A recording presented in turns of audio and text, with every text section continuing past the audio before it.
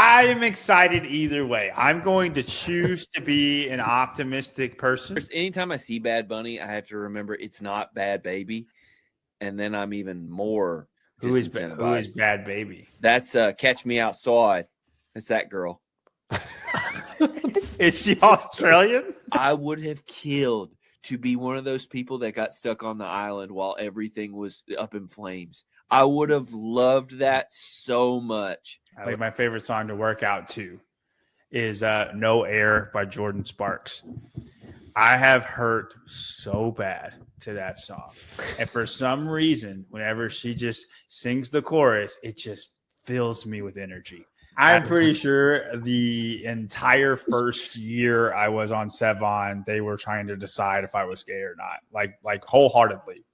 I could see Marshmallow Man. Yeah, I could get down with that. I could get down with Marshmallow Man. The only song I know about them is the Boogie Woogie song. That's the only song I know. People. Ooh, Killer Mike. I don't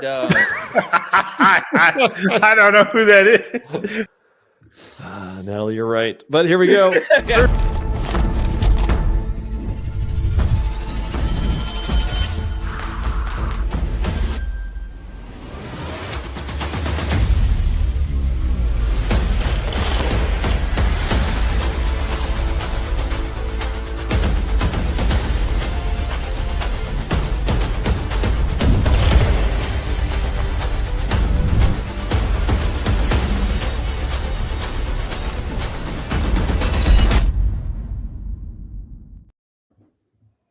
Like and subscribe, and I should take off the overlay. Welcome to the spin. Little highlight for you from last week. Good show. I feel like all the highlights were from all highlights were from the blind rankings, but yeah. We're ridiculous. I've never watched it back before. Yeah, I hate watching myself back. That was such a long intro. So long. Well, I couldn't just whittle it down. So, hey, welcome to the show, guys. We're going to do some breaking news. It may or may not be that I'm buying CrossFit LLC. But that before would be that, the best. Before that, we have Mr. Wilson Pack. You might know him as Mr. Syndicate Crown, the guy behind the scenes who puts it all together and will be hosting and putting everything in Knoxville, Tennessee, to send 4 individuals to the CrossFit Games. So, good evening, Wilson. How are you doing? I'm doing good, man. And there's a lot on the horizon, and just exciting stuff to share. And yeah, we'd love to get into that when it's appropriate. Yeah, absolutely. We are less than a week away from the first CrossFit Open announcement, and I know most people probably don't know much about you because you're just running everything behind the scenes. But we had talked earlier. You have a couple things that I don't think anybody knows about Syndicate Crown, which is really exciting. We'll get to that in a minute, but we do want to talk about. I was getting ready to say we're just going to go right into it. No. You guys got to wait. We got to flirt a little. And that, we're gonna delay it and drag this out for a little bit. Syndicate Crown, May 30th through June 1st. You're one of the in-person qualifying events. Much was made about the region-based system between you and TFX. Can you share just a little bit about kind of what your thought process was about, setting it up from a region base, and kind of how you structured that, I guess pretty much in partnership, maybe, with TFX? Yeah, for sure. I think the way that I approach this year, it's definitely paying homage to what we've done in the past. There's been models that have been effective. I'm a byproduct of being a fan like everyone else and going to the Atlantic Regional and going to West Palm and sitting in those crowds and cheering on 12 Acres CrossFit, my affiliate community. And just that level of energy, that level of experience, I think there was something powerful of affiliates supporting those events. And I think we've lost that over the years. And so for me to be able to kind of backtrack and really define what were the pillars of the event and what made it successful, that's where I'm spending a lot of my efforts to create those lines. And so worked with Jeremy with TFX, and at the time we treated Mayhem as kind of like your first chance qualifier, and we figured that between TFX and Syndicate, we can create those east and west boundaries, and hopefully the fans can appreciate that level of consistency. There's so many changes, and I think the four of us on this show understand the changes a little bit more frequently, but at the same time, I think the fans have a hard time. And so to just provide the same thing we've done in years past, I think will provide a really good opportunity for the East and the West athletes in North America.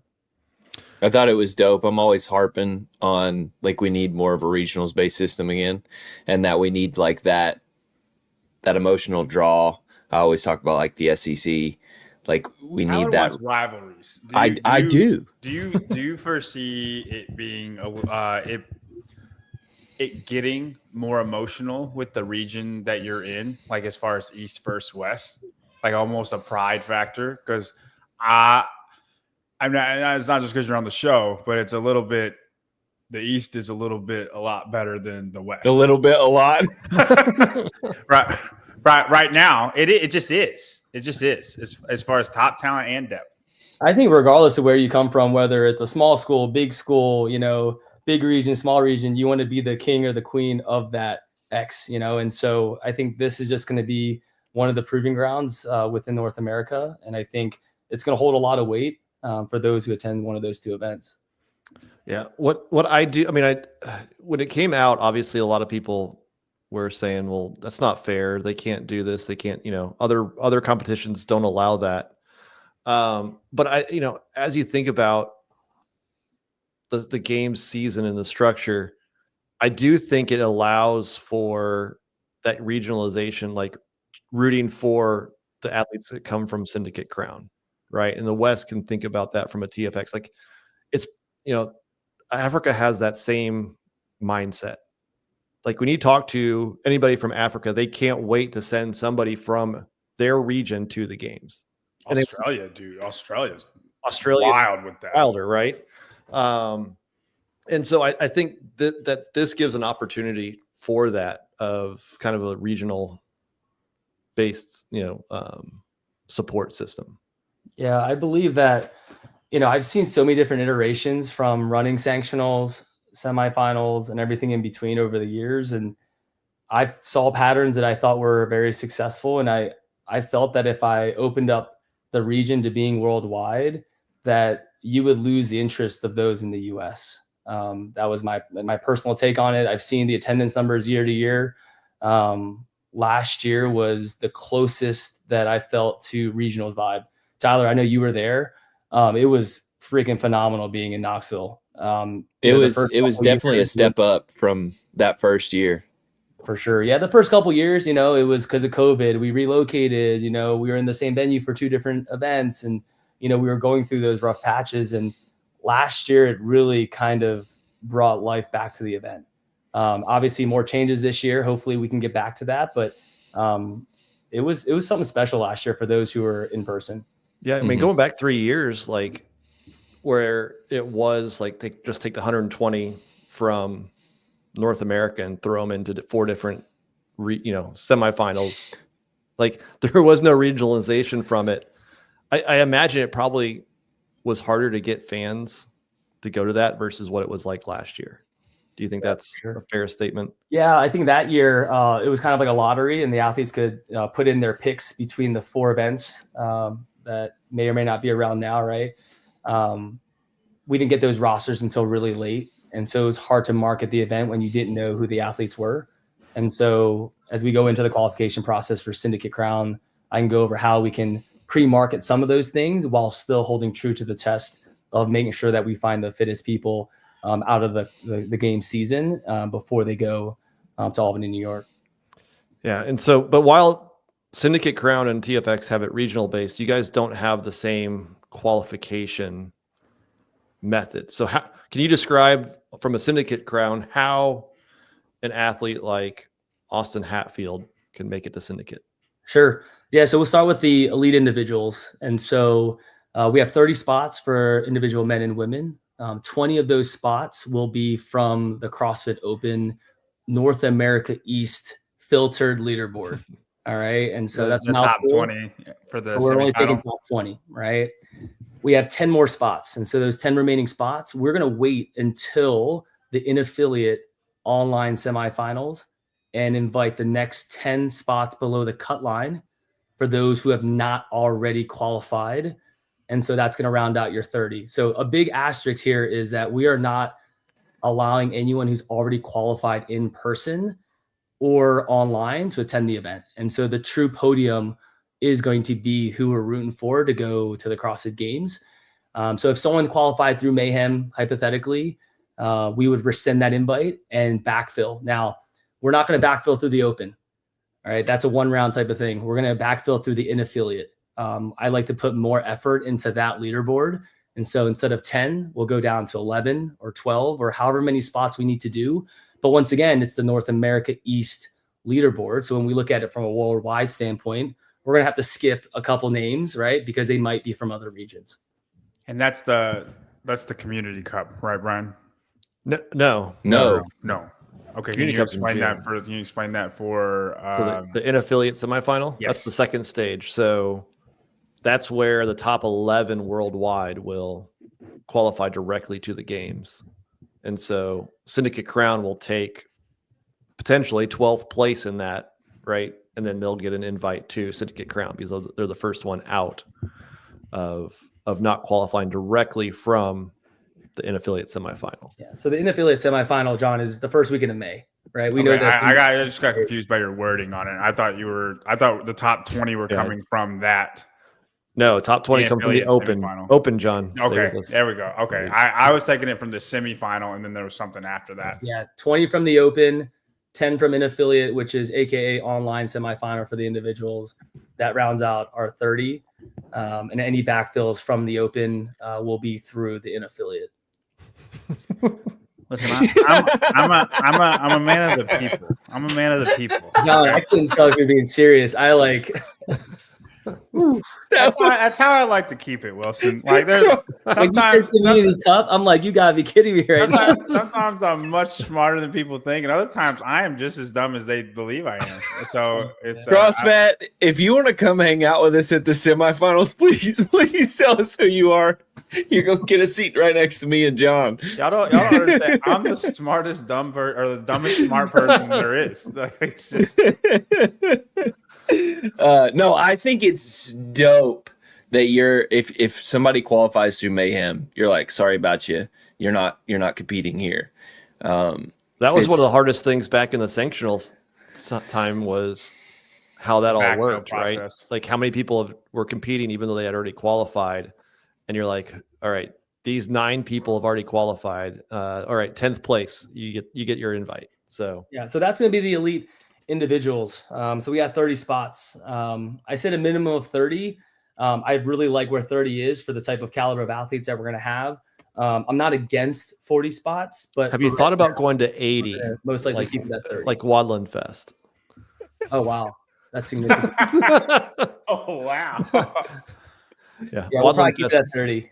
Wodland you won't Fest have any problems selling tickets if you do that. Yeah. So yeah, I can go into teams. Yeah. So like, yeah, if you're not the top athletes, there's obviously more ways that you can actually compete there, right? Yeah. So for the elite teams, we're gonna, it's not a games qualifying in-person event, right? They're gonna go from the team in affiliate online semifinal. John, if you didn't follow that, it's an online. I'm with you. I thought you were talking about the semifinal. We were talking about the open, and then it jacked me up a little bit. That's all good. So that's all that happened. Calm down. For the open, the teams from the North America East. So we are using residents once again, similar to the individuals. The top 30 teams from North America East, right? They're going to be unique affiliates, right? 30 separate affiliates being represented. We're going to invite them to the main event. They don't have to accept, right? But it is a point where they can brushing up on their fitness before hopefully the games. We'll use the leaderboard of the in-affiliate team semifinal for like their heat placements and like their rankings of like seeding because they're going to automatically qualify, right? But we are going to use the open leaderboard to make sure that we can market those teams the same as the 20 individuals. There is no requirement for them to be there. It's just we want to provide a showcase for those elite teams and all the CrossFit community that wants to cheer them on. So that's going to be super, super cool. Outside of the elite, we've seen a benefit though for teams do that, like going to Crash Crescendo, the team competition with that JR runs. Like you've seen handfuls of teams in previous years go. I mean, especially this year where you have less in-person competitions. Like if you're a team that is going to the games, like you need some you need to get some on-field experience. So yeah, hopefully those that do qualify do get out there and hell, dude, I don't even buy the just brush up, like this is just a brush up competition. No, this is like the fittest of the East team. It's the East Crown. Yeah, I gotta so come and get it. I gotta find a new prop. We used to give out these massive swords for the MAC. We'll find a similar prize that people can take pride in, and maybe that kind of rotates through. Do you guys remember the old Atlantic Regional? They had the totem. I remember we brought it back to 12 Labors CrossFit when they won the Atlantic Regional, and they kind of stamped all the teams that won in the previous years, and we had to ship it back every single year, and it was a huge ordeal, but it was super cool to hang in the gym. No, I wish we had kind of like the Stanley Cup for teams, and then you could just it's just one big trophy, and it goes at your affiliate or whatever, and then it goes to the next affiliate once they win, like the games, just one trophy, and it just you put your name on it, and then it goes around. I feel like I just it keeps history with you. Yeah, I'm all for that. Yeah, I think we're. Go ahead, Wilson. No, we'll find a way to do something. I don't know if it's going to be a totem pole thing that they had in the past, but something similar where we can just display the affiliate name, maybe the members on the team, and then the year that they won. That's super easy to continue that tradition. Nice. It'd be like CrossFit Mayhem, but like not really. The last is CrossFit Hendersonville. We're going to have community teams, right? Okay. Those who were there last year, we had the workout stage outside. For this year, we're going to have 2 stages running inside of the Knoxville Civic Coliseum. And so it's going to be a really great production to where, as a fan, you can watch 2 workout floors going on at once. Obviously, the schedule is going to be built out to be able to watch the elites on one stage versus the other. But there's going to be moments where the community, we're going to have the quarters division. It's a brand new term that we're using, RIP quarterfinals, but it gives you an idea of the type of athlete we're looking for. And so the quarters division is going to be a team of 4, 2 men, 2 women who have the capacity to qualify for the CrossFit quarterfinals for the past several years and complete them, right? So that's a higher level of skill, higher level of load. And then we have the open division, which is you have the capacity to do the open as prescribed and complete most CrossFit benchmark workouts as RX. So that one has a much bigger range. Those are the 2 divisions that we're going to start with. They're going to mirror the same workouts as the team. And so super excited for them to be able to do modified versions of the elite workouts. We're considering adding a scaled below that. We just want to make sure that we can fit in the schedule. So I don't want to tease too much, but we want to build it for quarters and the open division. So it gives affiliate members the desire to train a little bit more, be present within their community, train with others. I think right now people train by themselves way too much. I got into CrossFit because I squatted with the person to my left and to my right in class, and so hopefully we can drive a little bit more of that in the affiliate. What's super cool is the individuals are going to do 2-2-2. So 2 workouts on Friday, 2 on Saturday, and 2 on Sunday. The teams of elite will do 1-2-2. So 1 on Friday, 2 on Saturday, 2 on Sunday. And then the community is going to do 0 on Friday, but they'll do 2 and 2 for Saturday and Sunday. And so that really just helps break down people's expectations of the event format for both the elite and the community divisions. And can they sign up now? Yeah, absolutely. Yeah, our website is live. You can, if you want to spectate, you can purchase your spectator ticket. It's an early bird special. It's cheaper than it's the cheapest package I've ever put out for any event that I've ever run to get people into the stands. Prices will go up as we get closer to the event in 3 different waves. If you want to compete as a community athlete in one of those divisions, go through the website. You'll go in competition corner under the compete tab.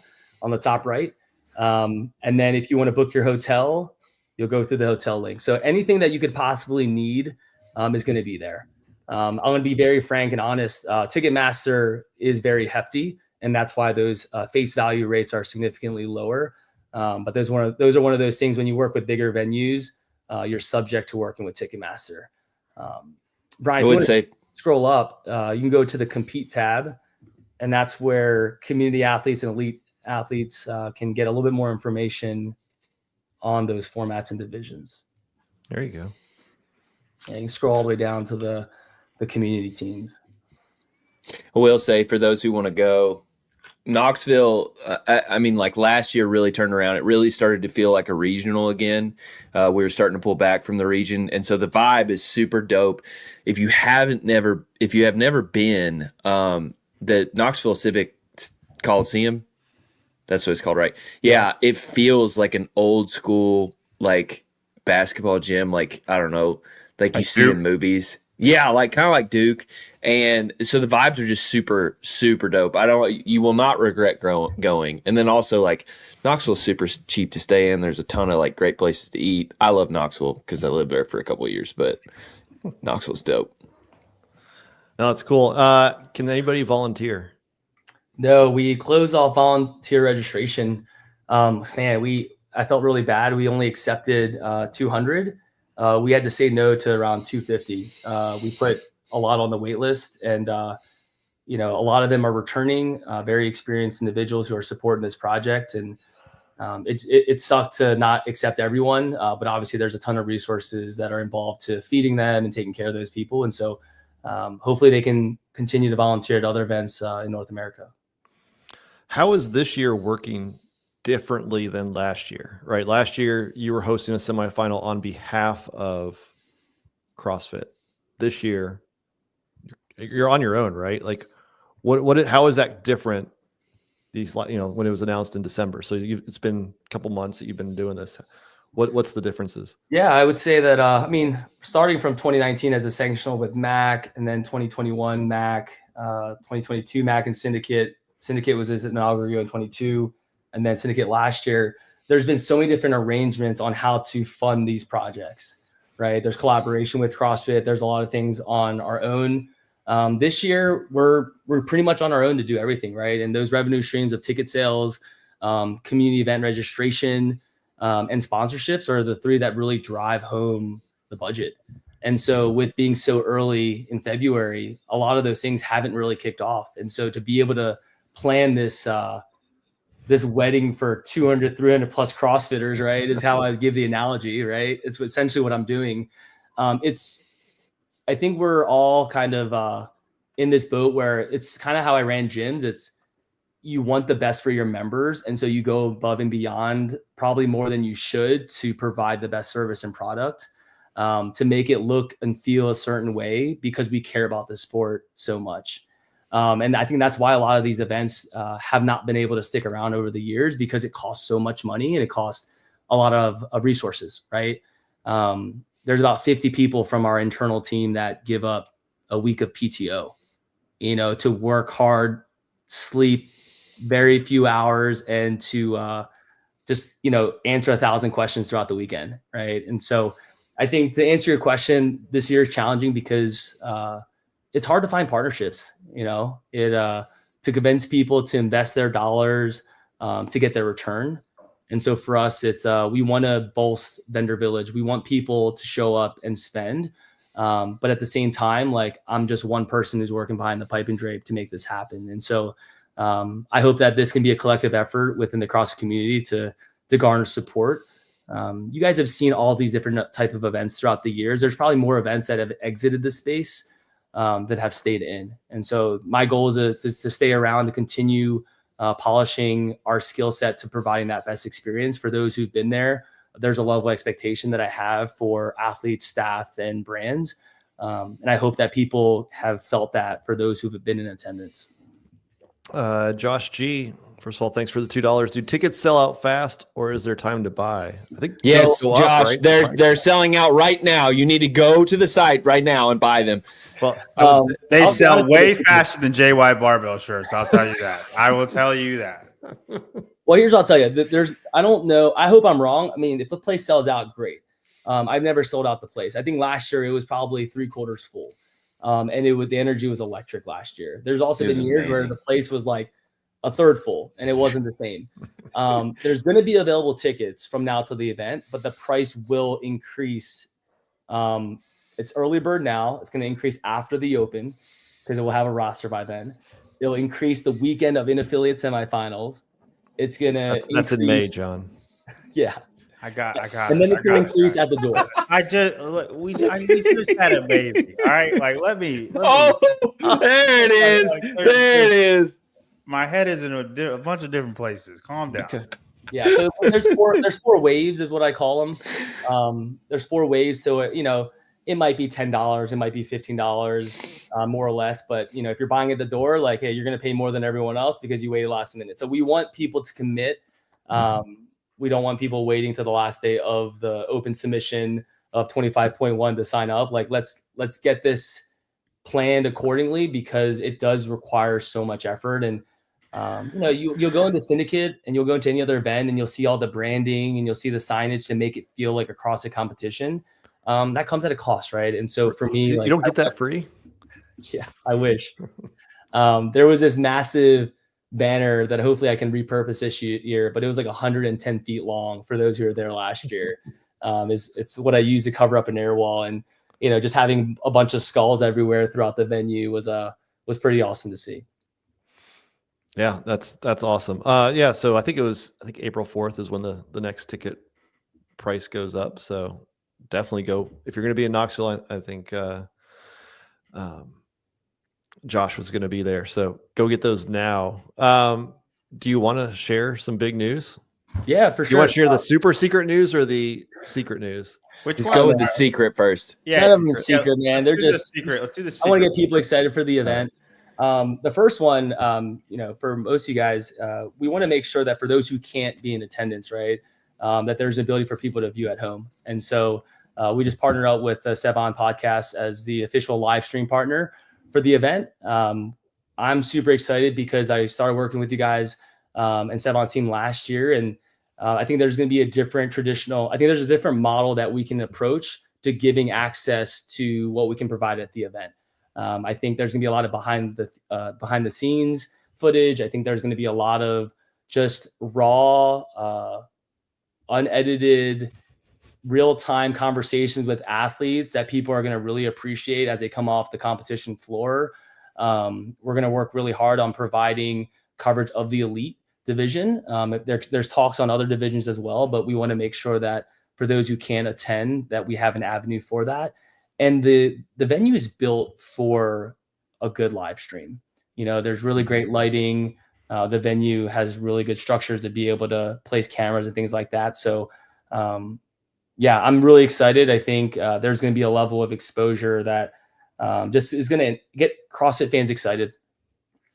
What I just want to say, guys, is we're all going to be there. That's right. We're all going to be there. It's going to be amazing. Okay, what we did with Crash, we're going to double down and do it better at Syndicate. That's right. Crash was just the beginning, and I might even be there.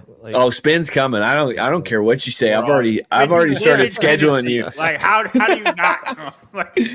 Let me tell you, Wilson was the first person to let me behind the scenes at any CrossFit event, and so it's felt very poetic that I started there. No one knew me. I had a lanyard and you let me walk around, and Will and I were together there in the bottoms in what year was that? 2022. 2022.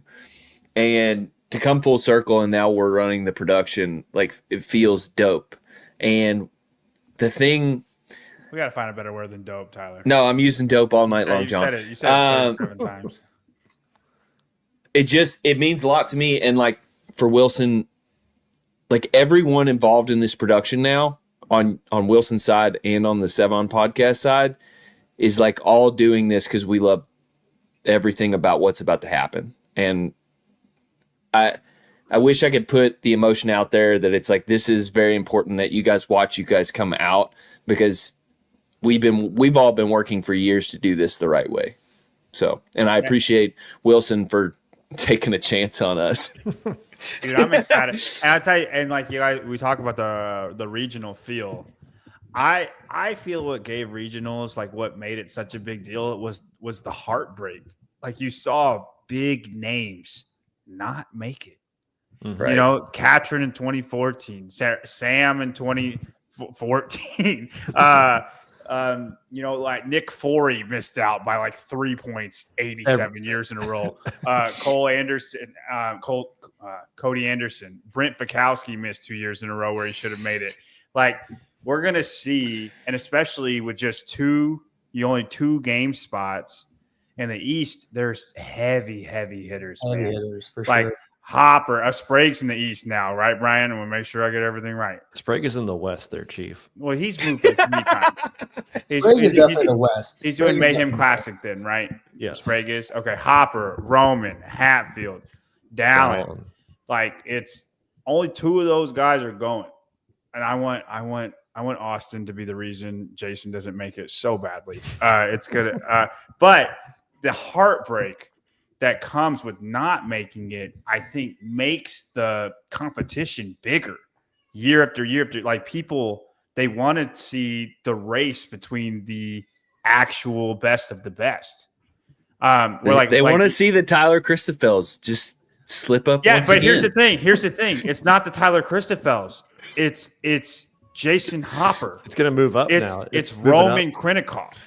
Yeah. You know what I mean? Tyler Christophel used to be Katrin freaking David's daughter. And now it's Tyler Christophel. And now look it's at a back to lot. Katrin David's daughter. Is what Look at a No lot offense of to the Tyler lineup. Christophel. He is a great athlete. He's fitter than any of us will ever be. He's a We need quitter. He's a quitter, quitter. right? Well, I know we all talk about like the heavy hitters. My favorite memory from last year was the loudest the venue was, and it was when Lydia Fish hit the snatch. God, that was amazing. It was the loudest I've ever heard the venue, and so a special moment for her. And I mean, that's really what I'm also trying to do is find the next generation of athletes as well, right? Like you said, there are a lot of heavy hitters, but I think this event has created an identity for this year to bring in that next wave of athletes who are trying to qualify and make that cut line. Mm-hmm. I mean, but that's a part of it when you have a name that hasn't been there that takes out somebody who's been there. You know, I mean, Right. well, we're probably still a couple years away, but if a Lydia Fish is the reason Brooke Wells doesn't go to the games, that's enormous for her, for Brooke. It's enormous for everybody. I'm just really excited to be a part of it. I hope we do not let you down. And We're not. We're all gonna work really, really hard. and Yeah, I've been blessed to have been in this venue now. This will be my 4th event in the same venue. So hopefully I can bring some best practices over to, make the production side a little bit easier. I think that, the venue has been really great in accommodating to providing all the ancillary services for what we need. So, we'll let you guys do your thing after that. all right, so now the super secret news. Super secret squirrel. When I was scheduling this with you, you mentioned it. I do not know. Tyler does not know. John thinks he knows. He doesn't know. Yo, so when he I says think when this he is says the October- Sevon, when he says the Sevon crew, he's talking about the entire Sevon crew. Okay, go ahead, Wilson.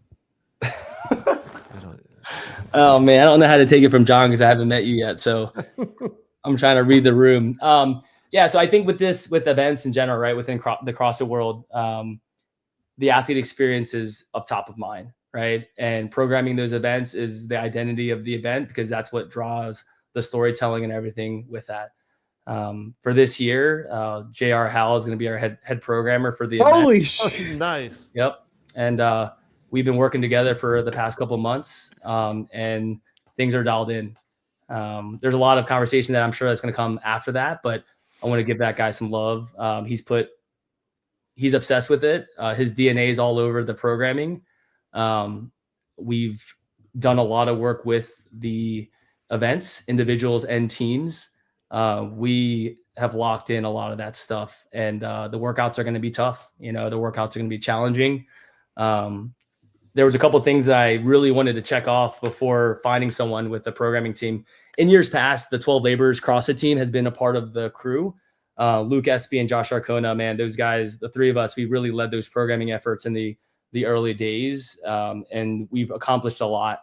We've obviously been a little bit more behind the pipe and drape and let the events speak for themselves.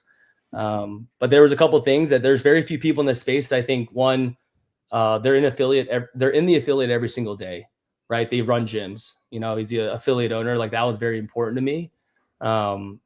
He runs his own events, right? And understands the logistics behind that with Crescendo and Crucible. He's an athlete himself. He's super humble, but he is a phenomenal athlete. In just how I kind of want to know shit. Like, dude, it's gonna be so fun. We're gonna have so much a good time. It has to mean so much. Can you imagine getting to program a regional? Not many people have been able to do that. Oh, I bet JR's hyped. Yeah. So it's like, I'm extremely happy for JR. Yeah, there's very few people in the space that I think meet those like criteria. Obviously I've been able to check off those cups. But really, I think it's really easy to find someone who really cares and has the passion for it. And more importantly, understands the past, can pay homage to that, but also understands the modern athlete and what they're capable of doing, and not making sure that, they just slide by. Like, they're going to get challenged, and we're going to send the right people to the games because of that. And yeah, to be, have been exposed to their programming already and having tested and having everything checked off the list, tweaking things. I mean, we're in a really good spot to make sure that the athletes have the best experience. And I hope, you guys will see his DNA all over those workouts down the road, much closer to the event when they get released.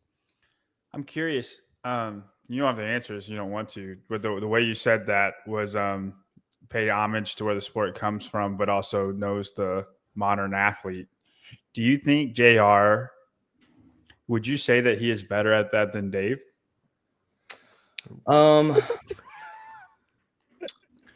I have not worked directly with Dave in that capacity. You don't have to answer that question. It just made me really think about with the way that, the last game's programming, was probably the worst program year of all time. It just makes me think about that when you say stuff like that.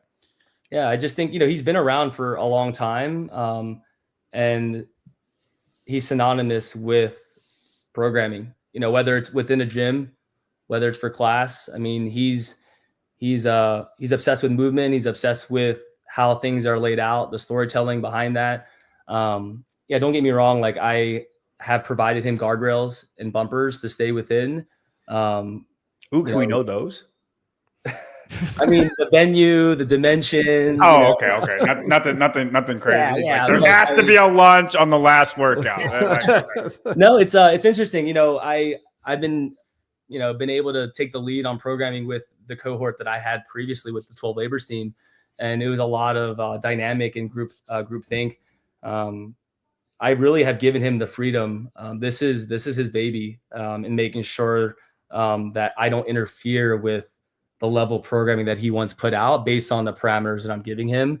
And we've been working every day together for the past couple months to get to this point. And so I think he'll tell you that we've been interwoven to understand every reason of what we're doing, why and how, progression, loading, format, stimulus, time caps, the number of movement patterns per day, total workout time being accumulated each day across 3 days, the amount of rest in between. I mean, both of us are just obsessed with it. I mean, we're waking up in the middle of the night and texting each other and giving ideas and continually reworking things. And I think that's where it's never truly a finished product, but it can get pretty close to it. So have you thought about, with JR doing the programming, have you heard of a thing called P-score? Yeah, I was going to say, so I was actually crying for me because JR's. To get us singing. That is amazing. I didn't even put the two together, Tyler. That's so funny. JR's contractually obligated to do P score, so I'm happy to announce the P score will be the official scoring system of the Syndicate Crown. That's one of the guardrails. Oh, man. That's awesome, man. I'll be honest. I'm actually pretty curious. No shit. I'll have to look into it. I don't know what the parameters are with scoring. I mean, obviously, game scoring, 100-point table, with 30 spots, 30. I'm curious to know. Let's do it, man. If we're gonna do it, let's do it. Yeah, Let's just go all the way. Let's just go right here on the show. Just say yes, and we'll figure it. You'll go with it. It'll feel good. You're gonna have to show a deck. You're gonna have to show a deck and Tyler Christabel have negative 153 points on one of the events. All right, Dude, that's awesome. I did not know that news, so you're able to keep it away from me. that was good. Yeah. It's been worse for the CIA, so that's hard to do. Yeah. We're super excited. He's going to join our competition team. We have a bunch of individuals on that side of the house that he's going to be working with. And I think we're just all going to collaborate and just get on the same page and just execute. We can have the best plan, but we still have to execute by the minute to be able to get this thing off. Imagine this conversation. Wilson goes, "Hey man, I've been thinking about it. Why don't you just program Syndicate? I think that'd be awesome. Why don't you do let's do that. If we're gonna do it, let's do it." And then JR goes, "Okay, Sounds good. sounds good." Well, the best part of all this is obviously, the Sevon relationship only came recently. The JR conversation started a long time ago. Mhm. And so it's pretty, it's not hard to keep things behind closed doors for the appropriate reasons until it's ready to go out. And so, Did it start in the bathroom of in Knoxville? Oh man. I want that bathroom back. No shit. I don't know what you're talking about. So- That's where they did their show from. Yeah, we did our show yeah, like that's this. right. Yeah, he live streamed from the bathroom. Yeah. Yeah. we had this, So too. we had this ancillary room. It's a beauty room for an old school venue, and they have like these big mirrors, and there's a bathroom. Obviously, there's a door, but it's where people got ready before shows, and so they hosted a lot of concerts at the Coliseum. And I gave them a room to go live with their podcast last year, and they just called it the bathroom. It was so cold in that room. It was amazing because you'd be so hot from doing all the stuff, and you'd come in there and it was like you were in a freezer. It was great. Yeah, what I like about the venue a lot is it's actually very cool because they turn on the air, Mhm. and it just feels great. Even though people are sweating and there's a lot of people running around, the venue is just really built for that type of experience. Yeah. Wilson, I appreciate it, man. If you guys haven't done so, go buy a spectator ticket. Go out to Knoxville, May 30th to June 1st. If you are competitive, sign up, register. It'll help out Syndicate. It'll help out everybody. And be interesting to see how it all shakes out, especially with JR now programming Syndicate Crown. There'll be 6,000 to 10,000 of you watch this show. At least half better buy freaking tickets to the Syndicate Crown. If you like this group at all, buy tickets. Yeah. Heidi, and like 8 times. Audrey and Heidi will be there. So if that's not another reason, just go on out there. Go meet Heidi and Audrey. So, all right, man. Thank you. Thank you, Wilson. Look Thank forward you. to meeting you in person. Guys, talk soon. All right. See ya. There it is. I told y'all y'all be excited. I had no. I want to know how John got this information. I do too. I just took a stab in the dark. Don't worry about it. Okay. You didn't know nothing. I happen to be right. If we're doing the Sevon crew, that just makes sense. But that's Maybe good. they are That's a close. good point. Yeah. You guys want to go into viewer comments? I got Well, Sousa. Listen, Sousa I has an don't know. announcement. Yeah. what are we gonna do? Is he What buying is it, CrossFit? Sousa?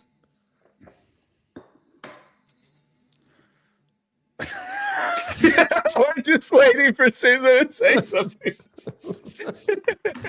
This is thrilling. He's holding the show hostage. Send Susan a link. All right, let's do viewer comments while we wait on Susan. Yeah.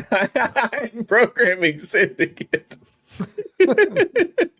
He's programming the scaled division. I have a lot of comments. You guys left a lot of good comments. We'll see how many we get through this. But this is your reminder. Subscribe. Throw a comment down there. We'll answer it maybe next week. First one at Elizabeth Dawes Kim. When Brent and Pat said they wanted Dave replaced, they took a lot of shit and didn't seem to get much respect. Savon was brutal. I don't blame Annie for being vague. Okay. There you go. All right. At Sarah TP50V. If you don't, Heidi, have you never watched this show? We're not required to do shit, but we might if it's good. My favorites, yeah. All right, sorry, Spin. You're good. Also, if you donate, that helps get yours read. If you don't do the Open this year, you're actively trying to kill CrossFit. Jesus fucking Christ, John, calm down. You guys are such drama queens sometimes. Plenty of people that do CrossFit never sign up for the Open. The methodology lives on without the Open. No, you're killing CrossFit. Something like that. I'm willing to bet that person didn't know CrossFit before the Open. Maybe.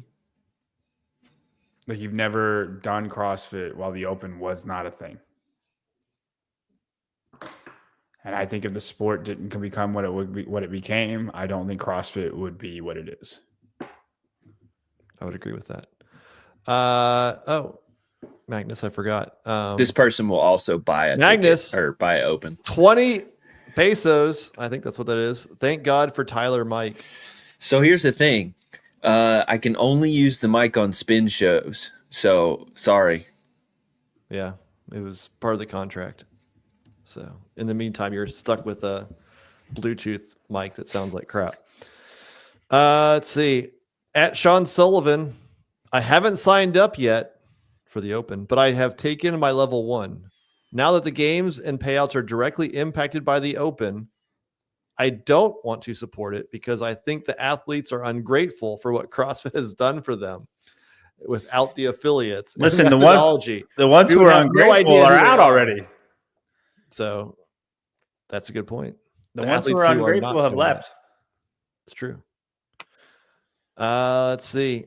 At Kevin Doyle.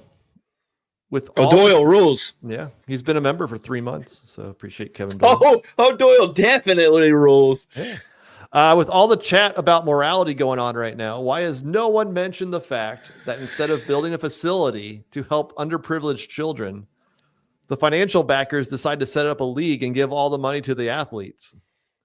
Are they still building that facility, or is it just tough luck on the kids? He's talking about World Fitness Project.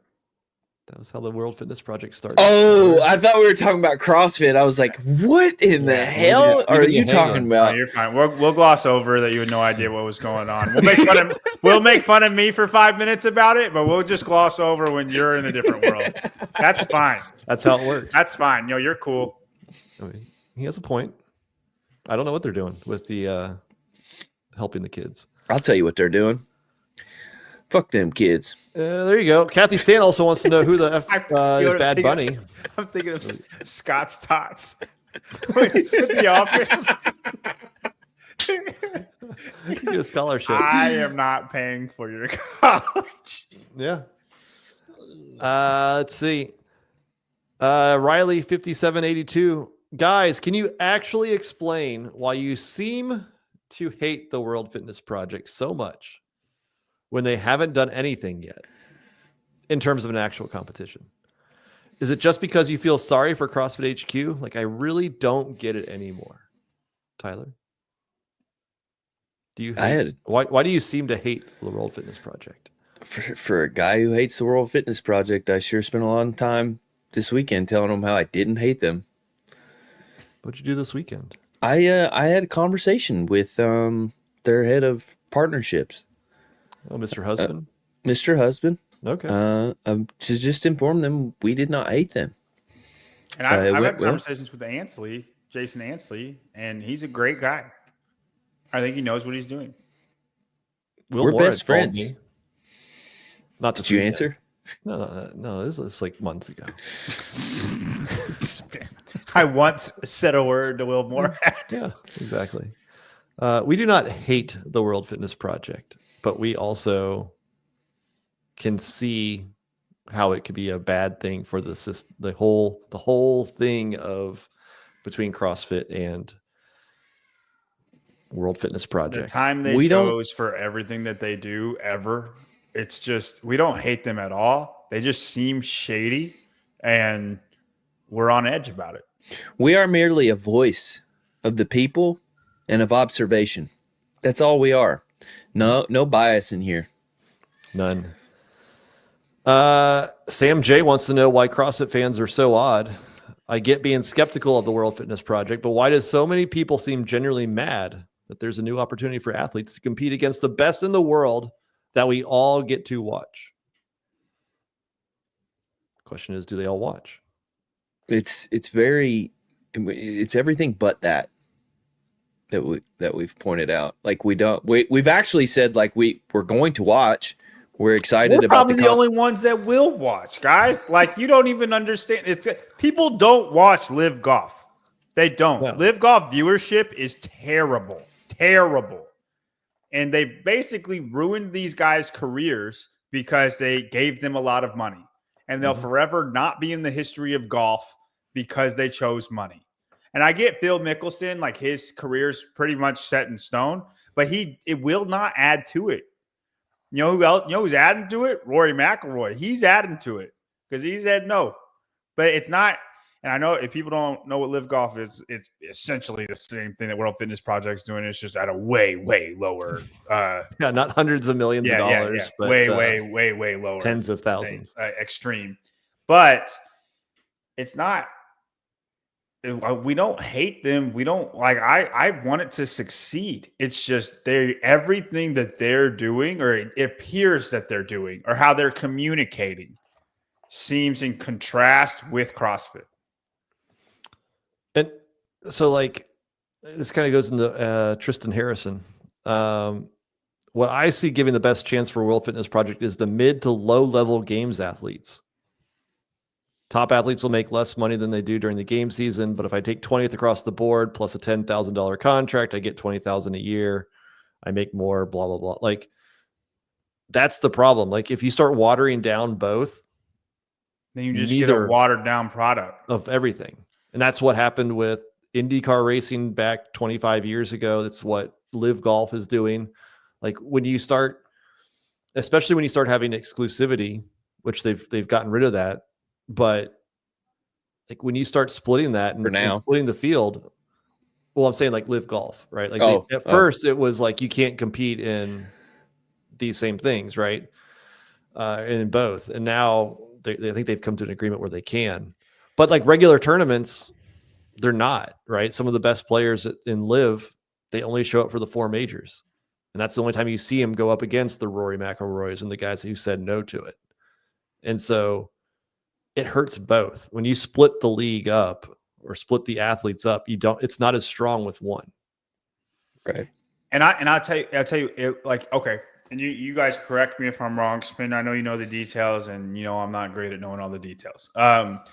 If the World Fitness Project said, hey, you guys are under contract, we're going to have 3 events. They're going to be during the months of December and January. That's when we're doing our whole season, December and January, okay? Not Christmas, but like let's say December 3rd, December 17th, January 12th, and then the championships January 30th, okay? The whole season is those 2 months. You're under contract for whatever they give them, and then that's it. That's it. They do everything the same. Like we're trying to give another opportunity, trying to professionalize the sport. That's their season. If they were to do that at that time, I don't think any of us would have a problem. And honestly, I think we would cover the sport with excitement. It'd be easier because that's our dead season. It would be another, right. Like it would make sense. Like the only thing that's happening is Rogue, and Rogue's a big deal. But it's if you don't have it during a rogue thing, if you're in it, then you're just, you got to do both of them. That's what you want to do. The Chandler Smiths of the world will do better at take that back. Chandler Smith's in the World Fitness Project. But people who don't do the World Fitness Project probably have an advantage at rogue then. But we would have no issue with it at all. Nothing. None. It's only good. Everything that the athletes want it to be, it is. Instead, they've put their season and they've spread it out too. Right. Right? Like, because it's only 4 times they're getting together, right? Is it 3 or 4? 3. It's 3 times. That's it. 3 times. You don't need that over 7 months. But what else is over 7 months? The CrossFit Games season. You've done it exactly where it would be a battle of the two, right? Like, and you told everybody it wouldn't do that. It wouldn't contrast with the CrossFit Games. And then it lays right on top of the French throwdown. Right. And you make people choose. And yes, people can do both. Yes. We'll see. But you have Adler saying I can't do everything. Well, I'm saying you have people. Dallon's the only one who said that he doesn't feel worried about it. He's the only one to learn how to adjust his training. They're all saying they are, but Dallon's the only one who's talked publicly saying he's not concerned about it. Everybody else is saying, he just said, I'm just going to do it all. I'm just going to do it all. That's what Dallon's always said. But I'm saying, 1, if you got it, great, go do it. But 2, somebody's going to miss because you're hurt or you're broken down from overdoing something. It's going to happen, right? And then 3, I just think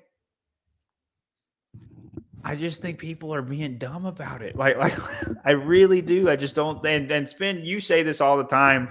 And again, I hope it works out for everybody. But I'm so convinced that it's not going to.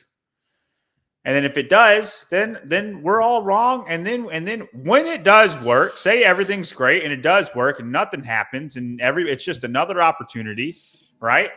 When that happens, all 3 of us will be like, yeah, y'all were right. We were wrong. We shouldn't have been so pessimistic about it. Until that moment, I feel like the burden of proof lies with them. Yeah. I mean, they've got to run a successful competition 3 times. They have to, in my opinion, not overstep or tear apart what's already there, in my opinion. And right now they're going up against, French throwdown athletes have to make a decision.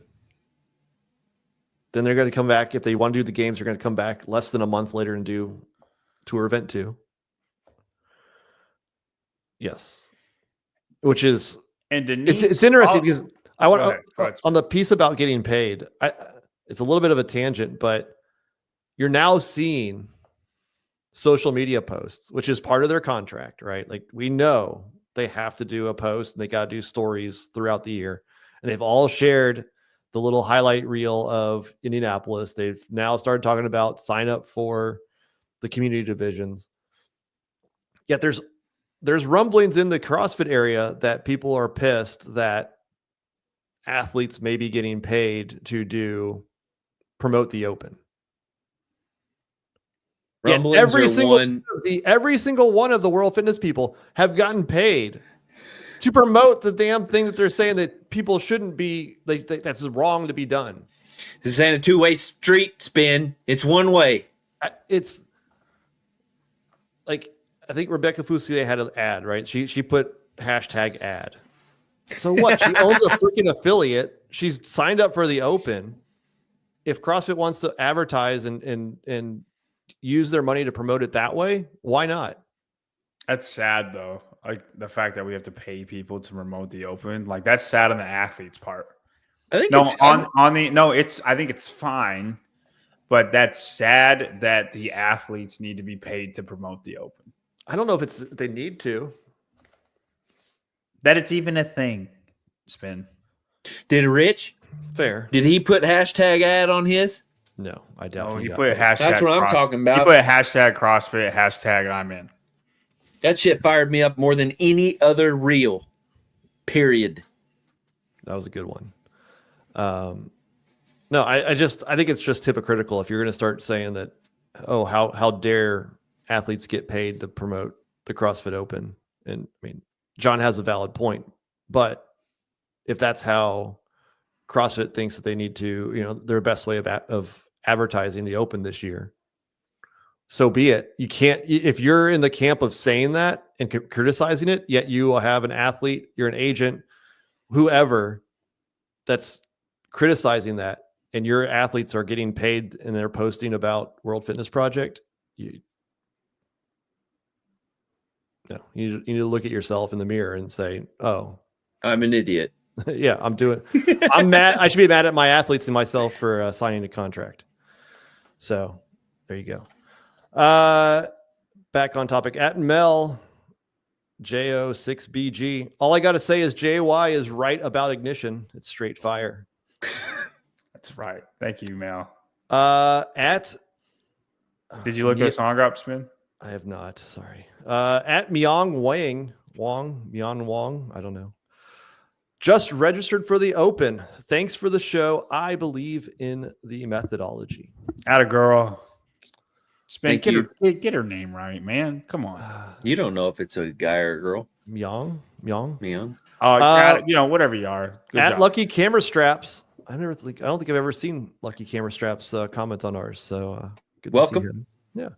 I was waiting to sign up for the Open to see if I could still move my legs after a 21-kilometer Spartan race next week. You guys convinced me to sign up today. Heck yeah. So you can use the QR code right up there and do that. Listen, we're all going to hit a bunt on one of these workouts. It's okay to hit a bunt on one. Just make sure you're hitting at least something on each one.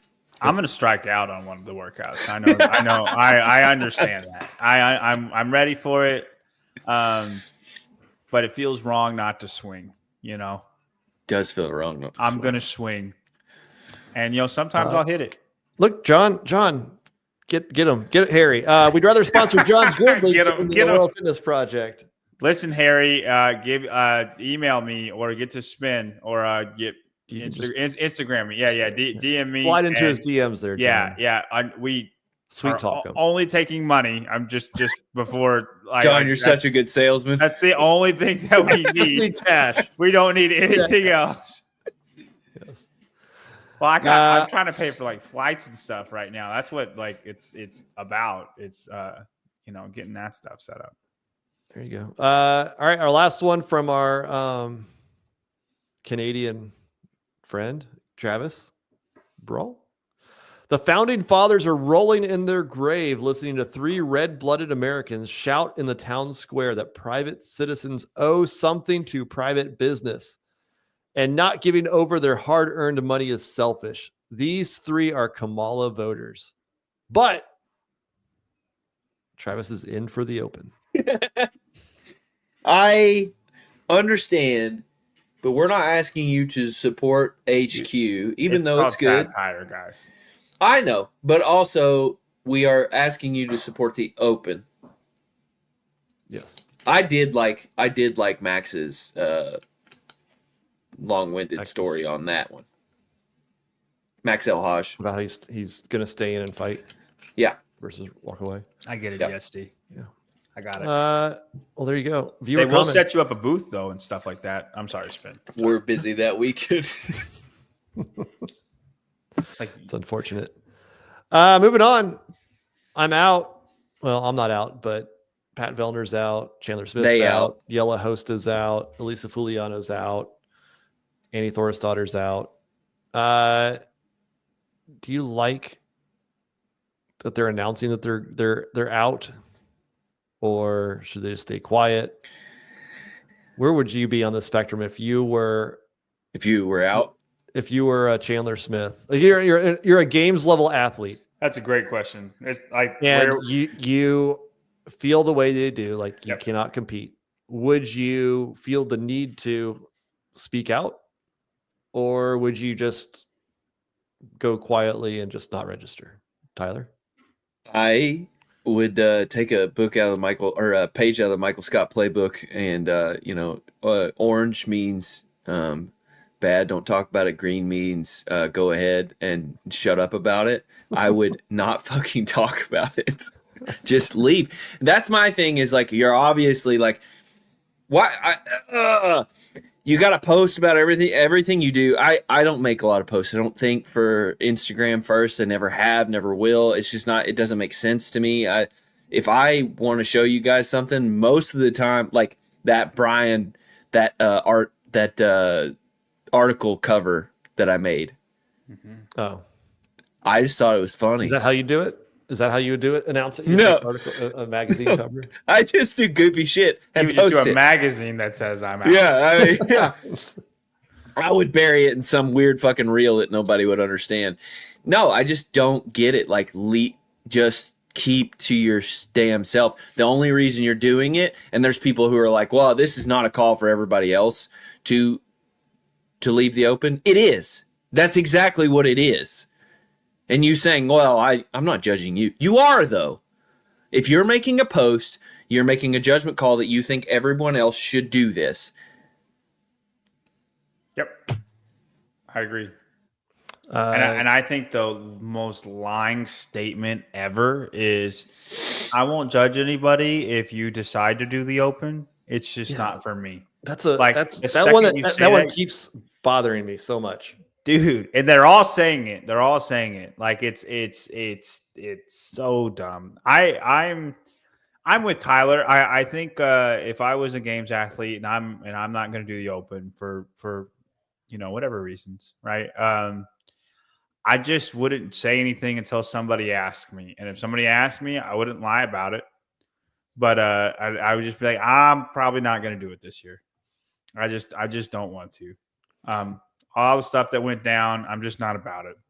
That's it. Did you see Dense updates? I think it was this morning.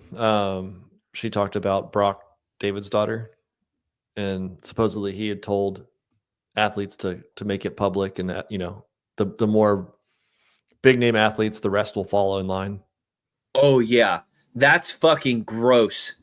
So it was. You're talking about Brooks Lake, right? Leish? Yeah. Leish. Brooks, David's daughter. Like, Yeah. right? David's daughter. No, I get it. I'm just so people actually know who we're talking about. Okay. Though, Yeah, sorry. I just want to make sure. Brooks Leish. Yeah. I think I can help with this pan situation. Ex-hockey gangbanger. Dude. I'm not going to talk about that.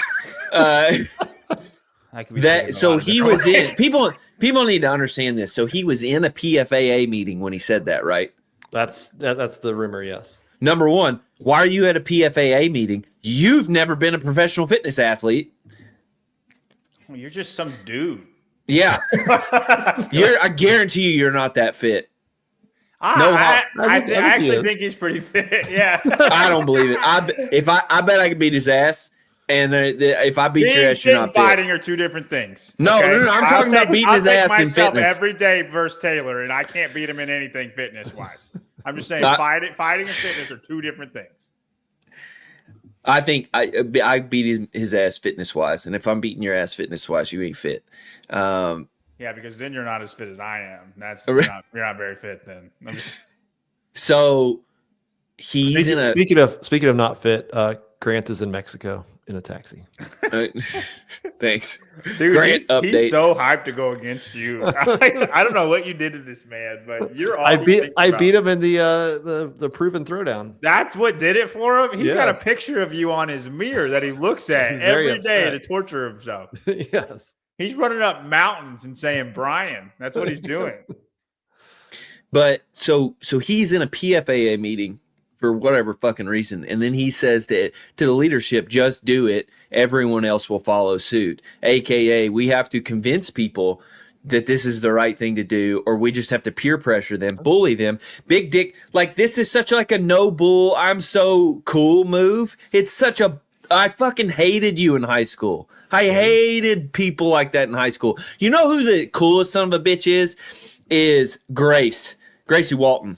Who's like Gracie Walton's pretty cool. Because what he's doing is he's preying on all the younger athletes. Like, I'm gonna pick on somebody right now, Claudia Gluck. She's not made it like 1 year at the games. Good, great one. European young woman, rookie last year, so like 22 or 23. Great example. Go. Yeah, so Gracie said that her experience at the games was pretty good, and she didn't really understand why everybody was bitching all the time. This dude is basically gaslighting people like Claudia Gluck to be like, no, this is a really bad deal. Like, if you don't stand with us, like, you're just enabling people who are assholes and want to try to kill you. I mean, I think that's what, and making her seem like making her experience maybe, and like 8 months removed from it, think, man, it wasn't great, and maybe it was, but like just because she's getting told a million things. Right. Yeah, and it's not offense, no offense to her, but people are impressionable.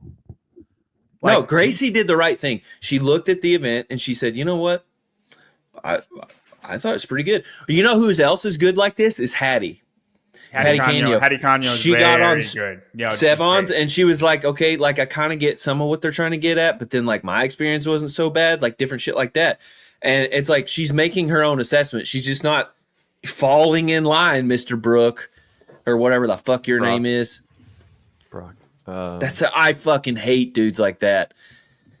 Yeah. Tristan Patrick can confirm he was in the PFAA meeting when he said that. So thanks. He was No. yeah. The second you think that you have influence on people that you don't know, like, it's not it, man. Like, you don't. I think all the time, like, I can't believe how many people listen to us, because half the time I don't know what I'm talking about, and the other time when I do know what I'm talking about, I'm cocky as all get out about it. Like, it is your mountain, John. Right. Right. But like, these are like, how many times do we say like, and this is just my opinion. It doesn't have to be anybody else's opinion. This is just what I think. Right. Yeah.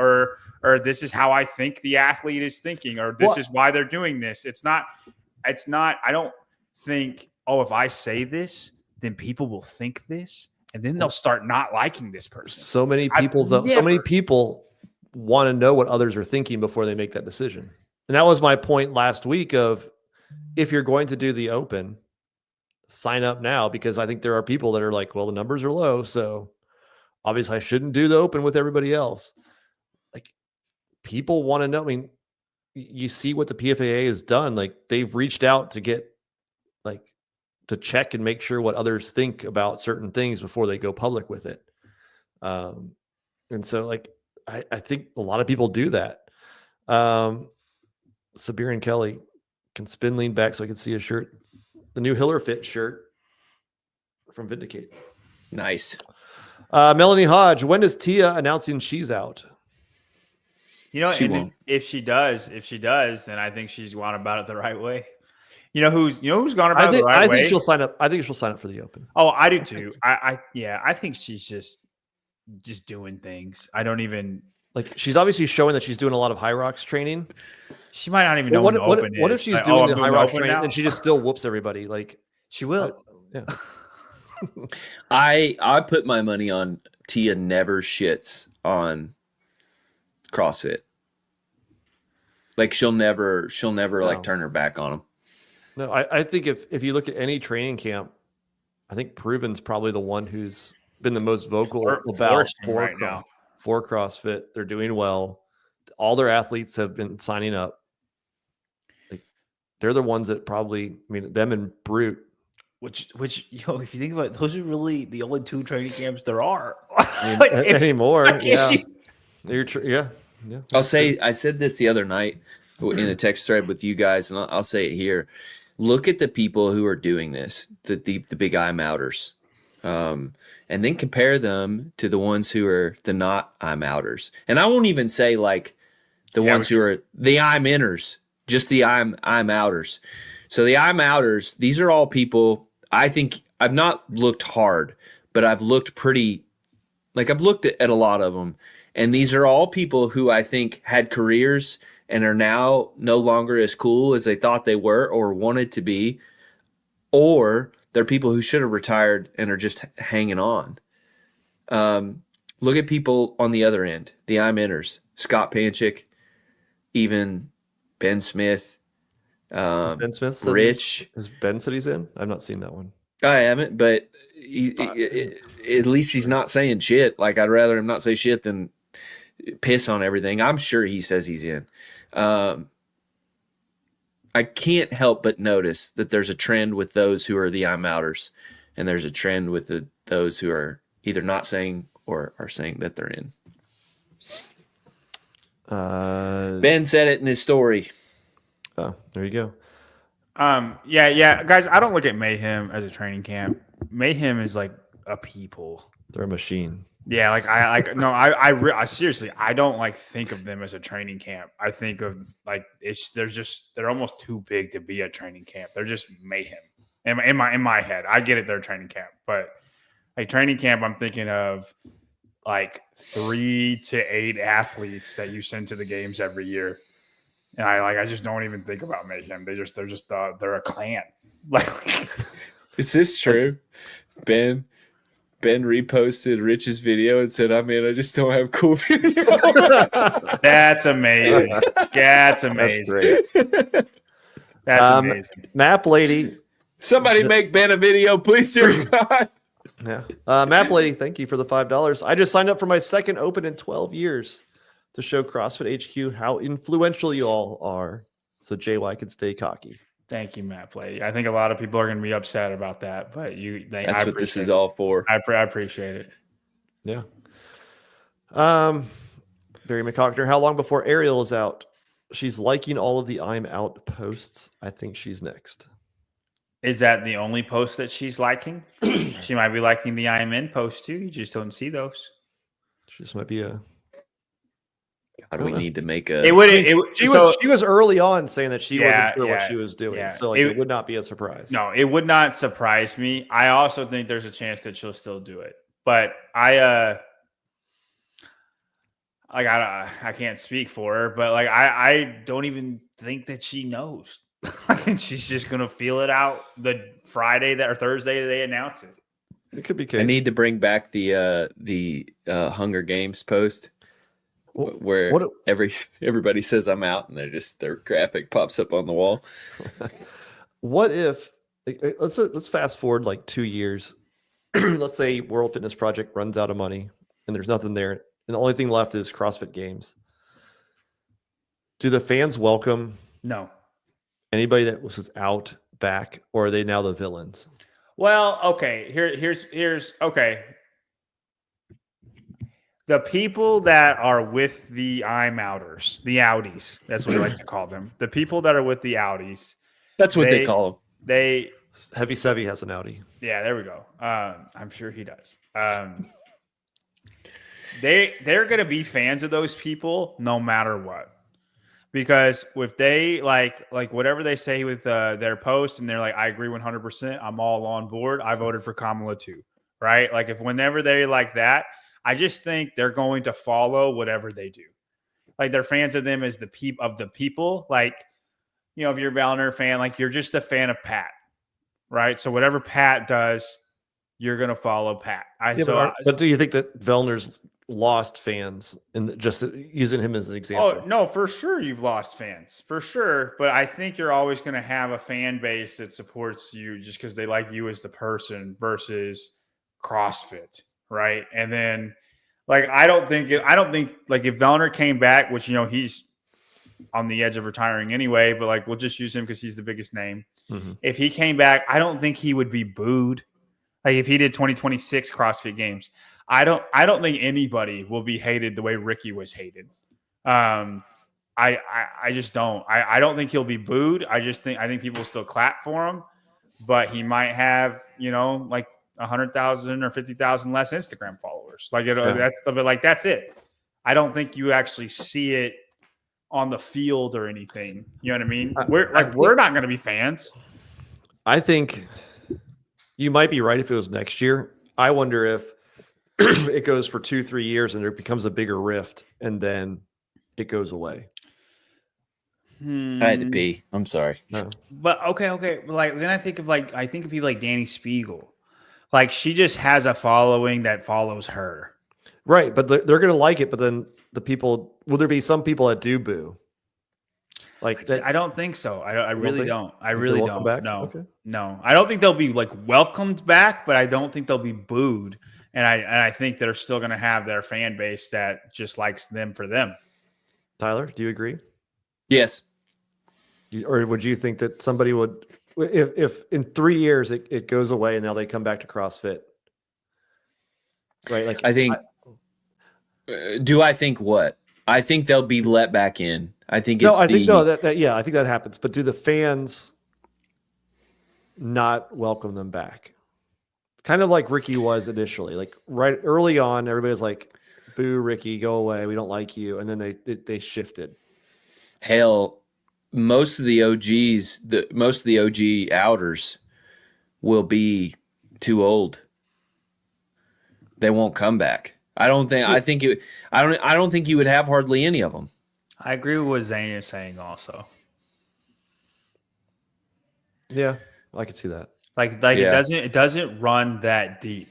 Now, you know what did run deep? Like where we like to think that we're a clean sport and like the people at the top are not on PEDs. And Ricky was the first name that was, and honestly, still the only name that was big that popped and like gave CrossFit a bad name. Like people hated that. People hated Ricky. And and I get it. Freaking Travis still hates him, right? Because he cheated. He's forever tainted. Like that hits people like that. I think I was one of the first ones that were like, I love the redemption arc. I think you can give a man a second chance. And I love that he came back and he's fitter than ever. And I think most people have worked their way around to that train, right? Mm-hmm. But when he first came back, or the couple years that were right after, I don't think we've ever seen somebody that was hated as much as Ricky was. And I honestly don't think we will again, unless there's like an Lance Armstrong situation. Lee, 499 for the super sticker. Thank you. Thank you. Yeah, normally she's in the comments. I think that's a good point, John. I think Ricky, yeah, if anything, it is very much how much have you done for me lately in CrossFit, and if they win and are cool, that's what they'll be. Well, I think this is a lot of the case.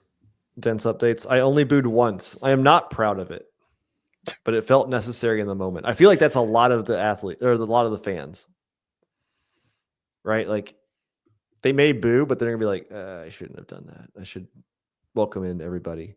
But Barry McCockner, They'll say it one time, and then they'll be like, now we're done.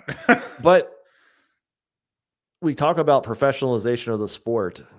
Being a sport, we need more booing. If you want to be a true sport and have like people really rooting for athletes, there's booing. Yeah. Didn't people boo at Taylor last year at Syndicate? I don't think so. Bro. I think there was a couple. I feel like there was Sure, there some. might have been a few, but I doubt it was. Okay. No, I agree wholeheartedly. I think we need more booing. I think it needs to run deep. I think people should care about people as individuals enough where it hurts you when things don't go their way, right? The way we do teams. Like, it's funny. It's crazy. It's crazy. People think I'm mean on this show to athletes. They think I'm mean. There is nothing that I have said that y'all don't say with your friends. Right? Yeah. When you watch CrossFit or versus people that you like or anything not hate, CrossFit. Yeah. Right? Like they're like not even close. Not even close. And it's crazy that you think I'm mean to athletes when that's what I'm saying. I agree. I think we need more mean. I think we need more care about people as individuals. I mean, booing is the same thing of Hopper doesn't count. No. I mean, the same thing. Like, if you want to be a real or quote unquote real sport professionalized, you've got to be able to handle us three guys doing an opinionated show where we voice our opinion and rank athletes and talk about their performances and not get upset that we say that somebody was trash or we thought they should have done better. Like, or that they're a bitch and they suck at hockey. Go watch Go watch any NFL show or NBA or college basketball even. Like there's hundreds of shows that do that. And you don't think LeBron doesn't give two shits. If Dude, some a show, guy has made millions of dollars off of just saying LeBron sucks every day. yeah. I mean, like Somebody had to say it. You got to get past that, right? Like, Tyler, stop. So I don't know. Moving on. I've made millions of dollars saying Tyler Christopher is never going to make it to the game. So, Dude, you have made millions of yen saying that Tyler Christopher. That's true. You guys want to play a new game? Let's do it, dude. I'm so excited. I took a bath today and had a glass of Ovaltine. Doing research. We're fired up now. Doing research. I'm like, I'm gonna be in here for a while. Give me 1 second. Get my file here. To prepare for this. I'm super excited. I employed the help of Chat GPT for this today. Oh my gosh! I did all the work. Do something, but no, I really did it. I just had it find all the information that I wanted first. But I asked, I was like thinking of stuff, and I was like, "What's this?" And then it would tell me. So it just made it faster. Okay, but it's all me. It's all you. Are you ready? All right, we're doing an open draft. So this one, we are going to draft our favorite 5 open workouts. I love that Barry still keeps the hope alive on this one. Yeah, we're gone from that, man. I've had a baby. Yeah. Not Barry, man. He ain't sold. Listen, y'all don't know what living is if you have not done this. I'm just telling you right now, man. All right. The idea of the game is we're going to draft like a snake draft, like you're doing fantasy football or whatever. And we're going to pick our favorite open workouts. Now, the caveat is they cannot repeat, just like fantasy football. You can't pick the same people, can't pick the same workouts. And we're going to do our best to actually, like when we look at our 5 workouts, that they're not all the same. It'll be like what an open should look like. Yeah, like do your best to have a mix of movements, well balanced that can be done. Yes. How do we want to decide the order?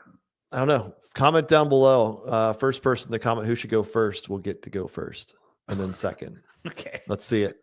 That's fine. Who is it's it? Just snake draft after that. Snake draft, yeah. Tyler's first. Tyler's first. Hell yeah! Thanks, Kelly. Spin second. All right, let's go. I got. John gets the tail. Hey, I got the snake. I'm good with that, man. Sometimes that's better. Yeah. All right, let's move this around here. I got to figure out which one I like the best. All right, Tyler. Any open workout. Let's see here. I got to find my workout that I wanted to do. Hold on. Let's go with, I know this one's for certain, 15.4. Which was, what is that, Tyler? 13-minute AMRAP, 3, 6, 9, 12, 15. Clean and jerks at 185. Handstand push-ups. That was you would pick a handstand push-up workout. That was the escalating Josh one, Bridges, though, right? And yes, Scott Panchik. Yeah. Yeah, the 3, 3, 3, 6, 3, 9, and then it was 6, 12. Yes. 615, 618. It was really funky on the numbers. Yes. Also had the line, right? Because Josh Bridges. Oh, yeah. It was the whole. It had the line. Yeah. I liked a lot of the handstand push-up workouts, but I didn't pick some of them because of the line. Mm-hmm. And I think the line messes up that completely. Did mess me up. So how about the forearm measurement? Spin, when this is done, is it within your capabilities to like make a reel out of these so we could do a poll on Instagram who had the best draft? We could try. Because people aren't going to know what these are, right? That's like fair. Once they're all listed out. Yeah. My first one, it's been a repeat. 14.4, 23.1, mainly because it's the most well-rounded workout Yep. that we've seen. I That's like the that one. 60 calorie row, 50 toes to bar, 40 wall ball shots, 30 cleans, and 20 muscle ups in 14 minutes. That one's hard because because we're kind of playing under the rules that we have a 5. Are we playing under the rules that we have a 5 workout open, or is it 3 with 2 extras? No, 5 week. 5 Yeah. week open. Yeah. And so the struggle with 13.1 is, and this is why I didn't pick the whatever the 55 deadlifts, 55 wall balls, and calorie row and handstand push-ups, is that like it just takes so many pieces out. Hey, this was done in 2014 during the 5 week know. open. We did it. I don't know. You could always just do 7 minutes of burpees. Just make that one. Yeah, Yeah. that's right. John, All right. number All one right. pick. My number one pick is 16.2. I think this is the greatest open workout of all time. Definitely the greatest weightlifting workout of all time for the open. Yeah. I remember when this workout came out, and for people that don't know, it's 25 toes to bar, 50 double unders, and then 15 squat cleans with 135. You had 4 minutes to get to get that done, and then you get 4 more minutes. It's always 25 toes to bar and 50 double unders. Then the cleans go down 13, 11, 9, 7. It ends at 3:15 on the squat cleans. If y'all remember, Dan Bailey actually thought he finished, and he was 1 rep short.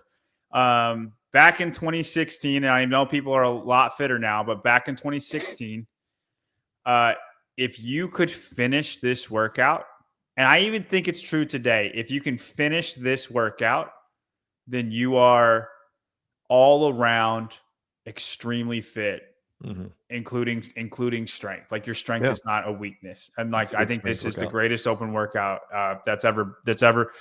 I agree with you, Spin. I think 23.1 is the greatest CrossFit workout, but for like differentiating games athletes, I think this is the best open workout that's ever been. Agreed. You get to go again. Oh, snap. Okay. My next pick is going to be 23.3. 23.3. And 23.3 was a wall walk. You did 5 wall walks, and then you did, I want to say 50 double unders again. We're a heavy double under workout open. No more double unders for me. 50 double unders, and then I don't remember how many snatches. Maybe it was 15 again. I think so. But with 95, and then you did that twice. It went up to 135. And then the next one was 20 wall facing handstand push-ups, and the snatches went up to 225. You can snatch any way you want. Handstand push-ups, that's your limiter on this for sure. And then snatch weight, 225, kind of heavy, but not like these are my weightlifting ones. Like there's no more weightlifting ones for me. Ironically, neither of these are a max out. As it should be in the open. Correct. I like it. I'm going to pick 14.5/16.5, the 21, 18, 15, 12, 9, 6, 3 of 95-pound thrusters and burpees. I had that on my list. That was disgusting. That was really bad. I don't know if I thought that was worse or the row one. And I want to stipulate. Was this the first 4 time? I can't remember. It might be because Dave was very 4 time and threw the watch, right? I want to stipulate. I said 23.3 in this slot because I thought somebody would pick it, and I don't want somebody to pick it. Okay. Like once you see the rest of mine, it will be well rounded. I just didn't want anybody to take that one. That's fair. That's fair. Tyler? I love this one, and I should save it for later because I know no one's going to pick it. But mine is going to be 23.2A, and then 3 will be 23.2B. It is the burpee pull-ups and shoulder runs in 15 minutes. What? I like this workout. And the 1 rep max thruster, baby. And the 1 rep max thruster. I like this workout. It freaking sucks. It was aggravating. I dig shuttle runs. I think shuttle runs, like, But you can it's walk hard them. to do. I understand that. I don't care. Like, I think it's a good test of fitness. I like the shuttle runs. If you are fit, you're not walking it. Like, if you're the fittest on earth, you're not walking that. Sure. And so I just think, like, we can't run in the open, and running is such a big aspect of fitness. I love the shuttle runs. So, and then the thruster, yes, I like shuttle runs. I really do. I wonder if you guys ran up against this. So all of the max 1 rep maxes, or like the heaviest lifts in the open, have all been cleans. Mm-hmm. Besides the thruster, which is pretty much a clean. Yeah, no, you're right. And I thought that sucked because I really wanted to pick a snatch. But I think, like, you should have to go overhead if you do a 1 rep max anything. So, yeah. Okay. I don't dislike the shuttle runs in the open, just from a standpoint of, I think, for your point of having to run, I just didn't like how you could still get a pretty decent score Right. by walking. Yeah. Right? Like, I think the programming could have been different. Yeah. Chase, if it's a game I'm playing, that's what I go on my own adventure every time. Yeah. If it had been programmed in a way that you had to run no matter what, like there was no way to game it, Yeah. I'd probably be on your side with that one. All right, my next one. Let's see. I'm going with 21.1. That is the wall walk and double under workout. That's the worst workout ever.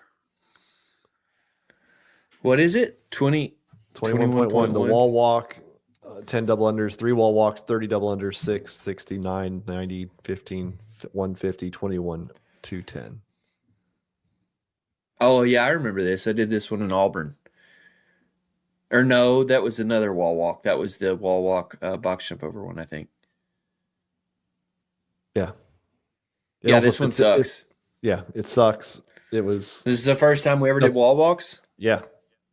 Yeah. This one is bad.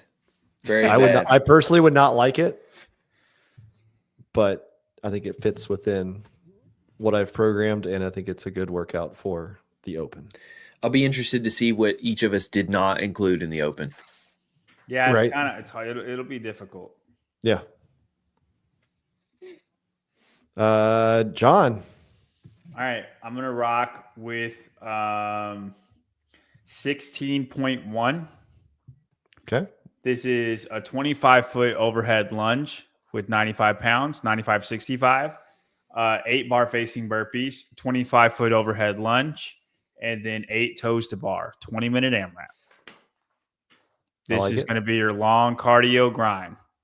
And then for my next pick, we're going to go 15.5. And this is your pain. How much do you want to hurt? Okay, this is thrusters and row cal. 27, 21, 15, 9. The other one that sucked. Yeah, 14, 15, 16 was like just brutal. Like the last workout in like that stretch of time, dude, like Dave was just destroying people. I think that those were the best years of the Open. I don't disagree. I mean, look, 3 of the 4 right now are 15 and 16. I like when I was doing my research on this, I was like, wow, I really love how CrossFit used to test fitness. Yeah. Yeah. No, I mean, I know there's so much with people liking scaled or the foundations. I like it's going to be freaking hard and you may not be able to do it. Here, I have a question for you guys. Would you be willing, because I see some unbalance in mine, would you be willing to let me change one that nobody's picked yet? No. And it would put one of the ones that I picked back on the table. No, because we still want to pick. You can substitute at the end, John. Okay, I'll let you do that. I'll let you do that. Here, Chase, we'll make substitutions at the end if they have not been picked for your liking of balance. It's hard when you're drafting because you want the ones that I feel like I'm want. doing pretty well. I feel like I'm doing all right. All right, here we go. My fourth pick is also a repeat. It is 18.4/20.3. This is the deadlifts at 225 and handstand push-ups. So it's 21:15.9, and then 21:50, 15:50, 9:50 of deadlifts at 3:15 and handstand walk. So that's the heavy. Oh, that's the heavy a workout. good one. Yeah, I'm not picking. I that think one I 'cause of my didn't pick back. that because I was guilty. Like I didn't want to pick two handstand things. Right. What Time out. There is no time. Hold on. Where are we at? This was a test. 16.1 is chest to bar, not toes to bar. And it was a test for Chase, and he failed miserably. He said another toes to bar workout. So you need to get with the programming, bud. And you need to know your history. So 16.1 is a lunge, bar facing burpees, lunge, chest to bar. Okay, go ahead. 18.4. I like this workout spin. I'm just not good at it. I loved this workout. Yeah, I think but it hurts. Again, it's another one. Handstand walk was the first time it was programmed. Yeah. So, yeah. I'm gonna Tyler, okay. your last two picks. Oh shit. We might have to circle back around for me at the last. That's what I'm saying. We can make final substitutions. Okay, like I'm fine with that if y'all are I fine. literally don't have my last one because I realized my last one's wrong. Oh, that's good. My next one is 14.2, which is for as long as possible from 0 minutes to 3 minutes, 2 rounds of overhead squats at 95 pounds, 10 chest to bar pull-ups, another 3 minute, 2 rounds of 12 and 12, another 3 minutes, 14 and 14 chest to bar pull-ups and overhead squats. Okay. That continues for as long as possible. So number one, I really wanted to do the thruster chest to bar workout, but I didn't want to do any more overhead pressing since I already did the handstand push-up. And I love the format of the cutoffs. So I wanted to continue to do that. Yeah, and then the overhead workout. Yeah, a gated workout. I like that it's an overhead hold, as we've already done overhead pressing. So yeah. I don't think we'll ever see overhead squats again in the open. Why? The direction that they've gone that's like the hardest squat for many people. Oh yeah. So you're just cutting it out. I just don't think they can do it. Dude, I hate that. Okay, people are bad at it, so we're not going to program it. Yeah. That's literally the worst thing I've ever heard. I can't about. overhead squat. I have terrible mobility. I still think it should be programmed.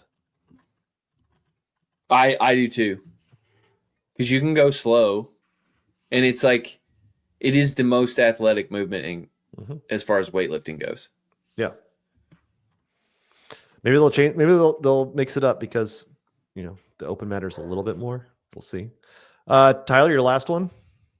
Oh God. I'm gonna go with, and I just don't know. This isn't fair because I want a deadlift workout, but I'm not able to find one right now. And if this workout is wrong, let me know. I'm gonna go with. No, this is good. 20.5, 40 ring muscle ups. Oh, that was what I was. That was my next one. Oh no! 40 ring muscle ups, 80 cal row, and 120 wall balls. That one is choose your own adventure.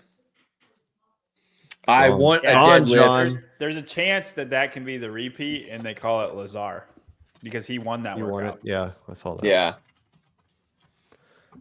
I'm willing to trade, John, but let me find Okay. Let me just figure out what I'll do my last one, and then we'll figure out what we're doing. All right, my last one.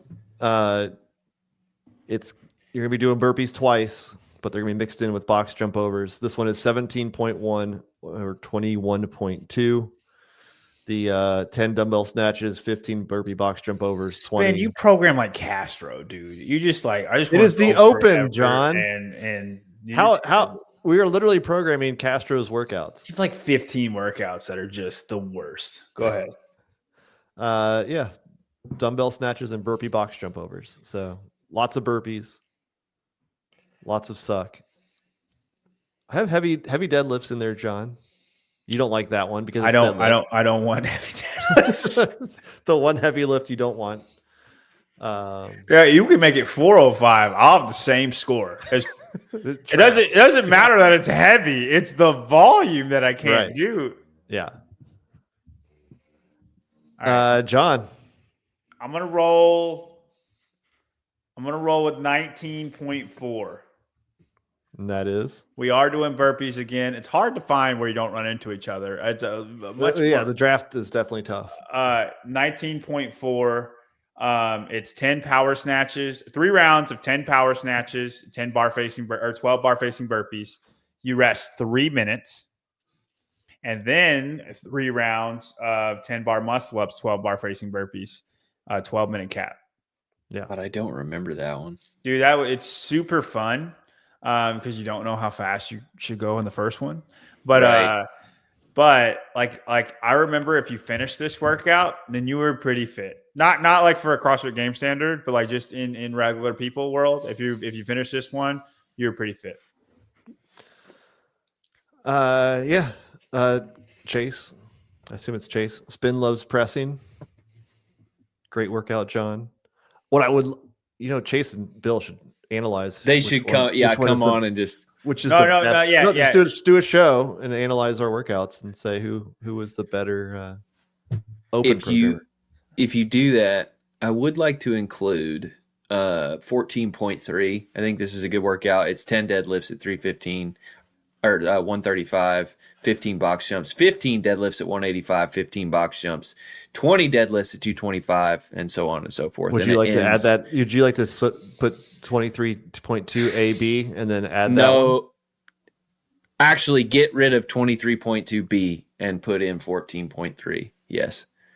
So that'll be my one trade. John, do you have any trades? I know you were. Nope, really I already screenshotted this. Yes, I do. Yes, I do. I want to get rid of 23. Hold on, let me make sure I have enough weightlifting. Yeah.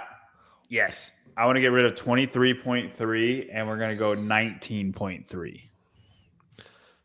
You guys. Don't, Chase, these are not in order. By the way, I know John said that, They're not in order. They're not in order. No, we had the draft on purpose. Do you want to order them? And then be like, this is the final thing. Now take a picture and evaluate.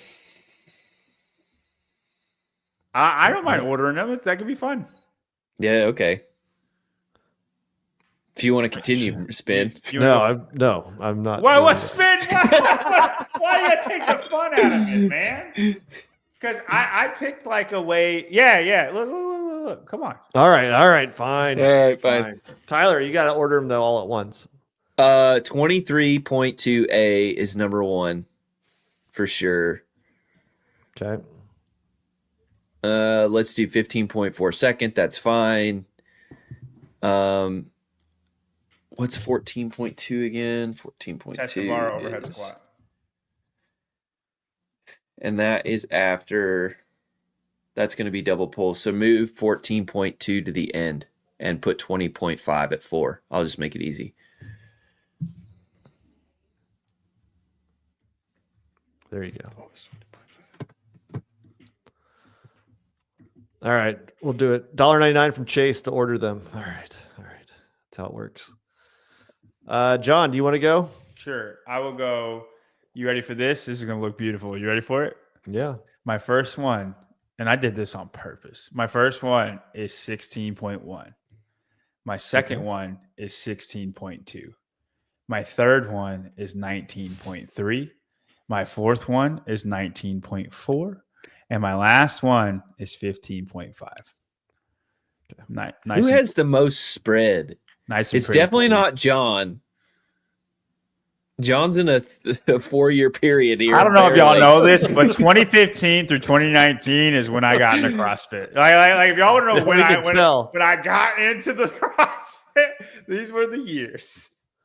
I think Tyler and I both have the biggest Yeah. spread. You have 2 in 2014, so you may lose from that standpoint.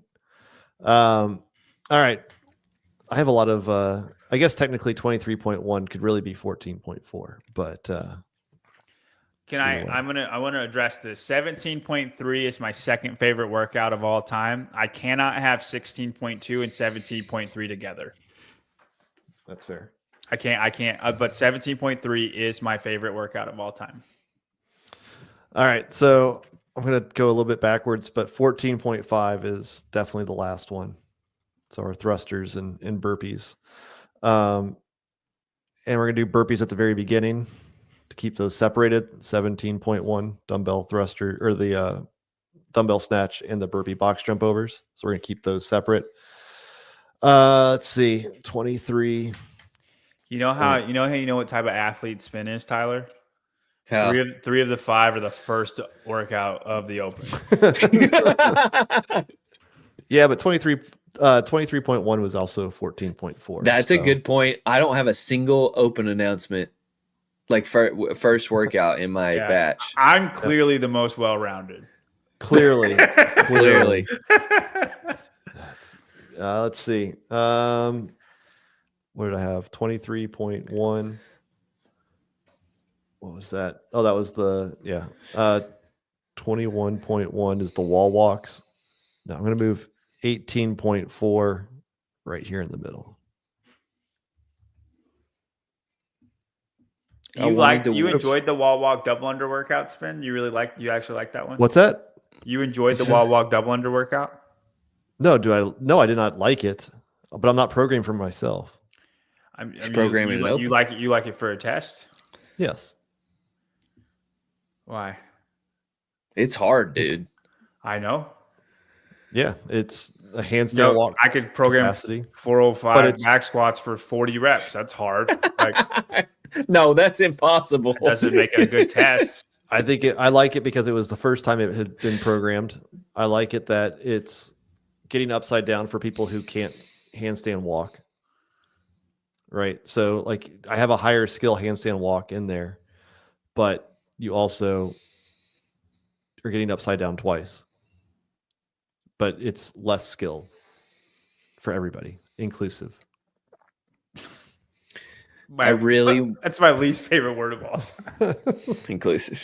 Yeah. I really wanted to work in 16.3, which is one of my favorite workouts of all time that I sort of hated, but I did love it, which was 7-minute AMRAP of power snatches at 75 pounds. And bar muscle ups. And 3 bar muscle ups. It was so hard, but you could kind of keep going. It sucked so bad. I like that one a lot too. Yeah. Actually, I mean, I was shocked neither of y'all picked 17.3, but I mean, it's fine. I'm moving 21.1 up to get the handstand walking and wall walk separated. Okay. Now that's smart. Yeah. So screenshot it. All right, Chase, this is the order. There it is. Do it on the next Get With The Programming show. Evaluate it and let us know your pick. Spin, if we can somehow make a reel out of this, I think people would like it a lot. I kind of want to do mine now. Just go through it. Yeah, like shit, we got like a lot of training we could do. Like I would do mine. Dude, I'm down. I would do all of them. We could make really. A series out of it. Hold on. Yeah. Y'all want to do one of these a week? Because by the end of the open, we would have done all of them. John, that's 15 weeks. No. You do your one. I'll do my one. Spin will do his one, and then we'll post about it, and we can talk about it on the show. No, you do your one. So one of these weeks, you're just doing a thruster, right? No, he got rid of that. Okay. You know what I'm saying, though? Yeah, I think it'd be fun. Just a random workout. I'd do one workout during the week. one a day. No, I'm not gonna do one a day, Tyler. But like if you do one of these a week, because I think it's gonna be during the open too. So you're gonna do the open workout at some point this week too. You know what I mean? And probably twice, right? So can I change my picks? No, sir. I don't like it. All right. Well, there you go. Chase, Bill, have at it. Tell us which one do you like better. We'll see who the winner is. We've been going long. We'll see how fast we can get through some of this. TFX Invitational. A little bit of Sevon's so far behind. a little controversy. He missed the Broxbrook piece of it. He was also on the 2003 Canadian junior hockey team. Yeah, that's what Dents told us.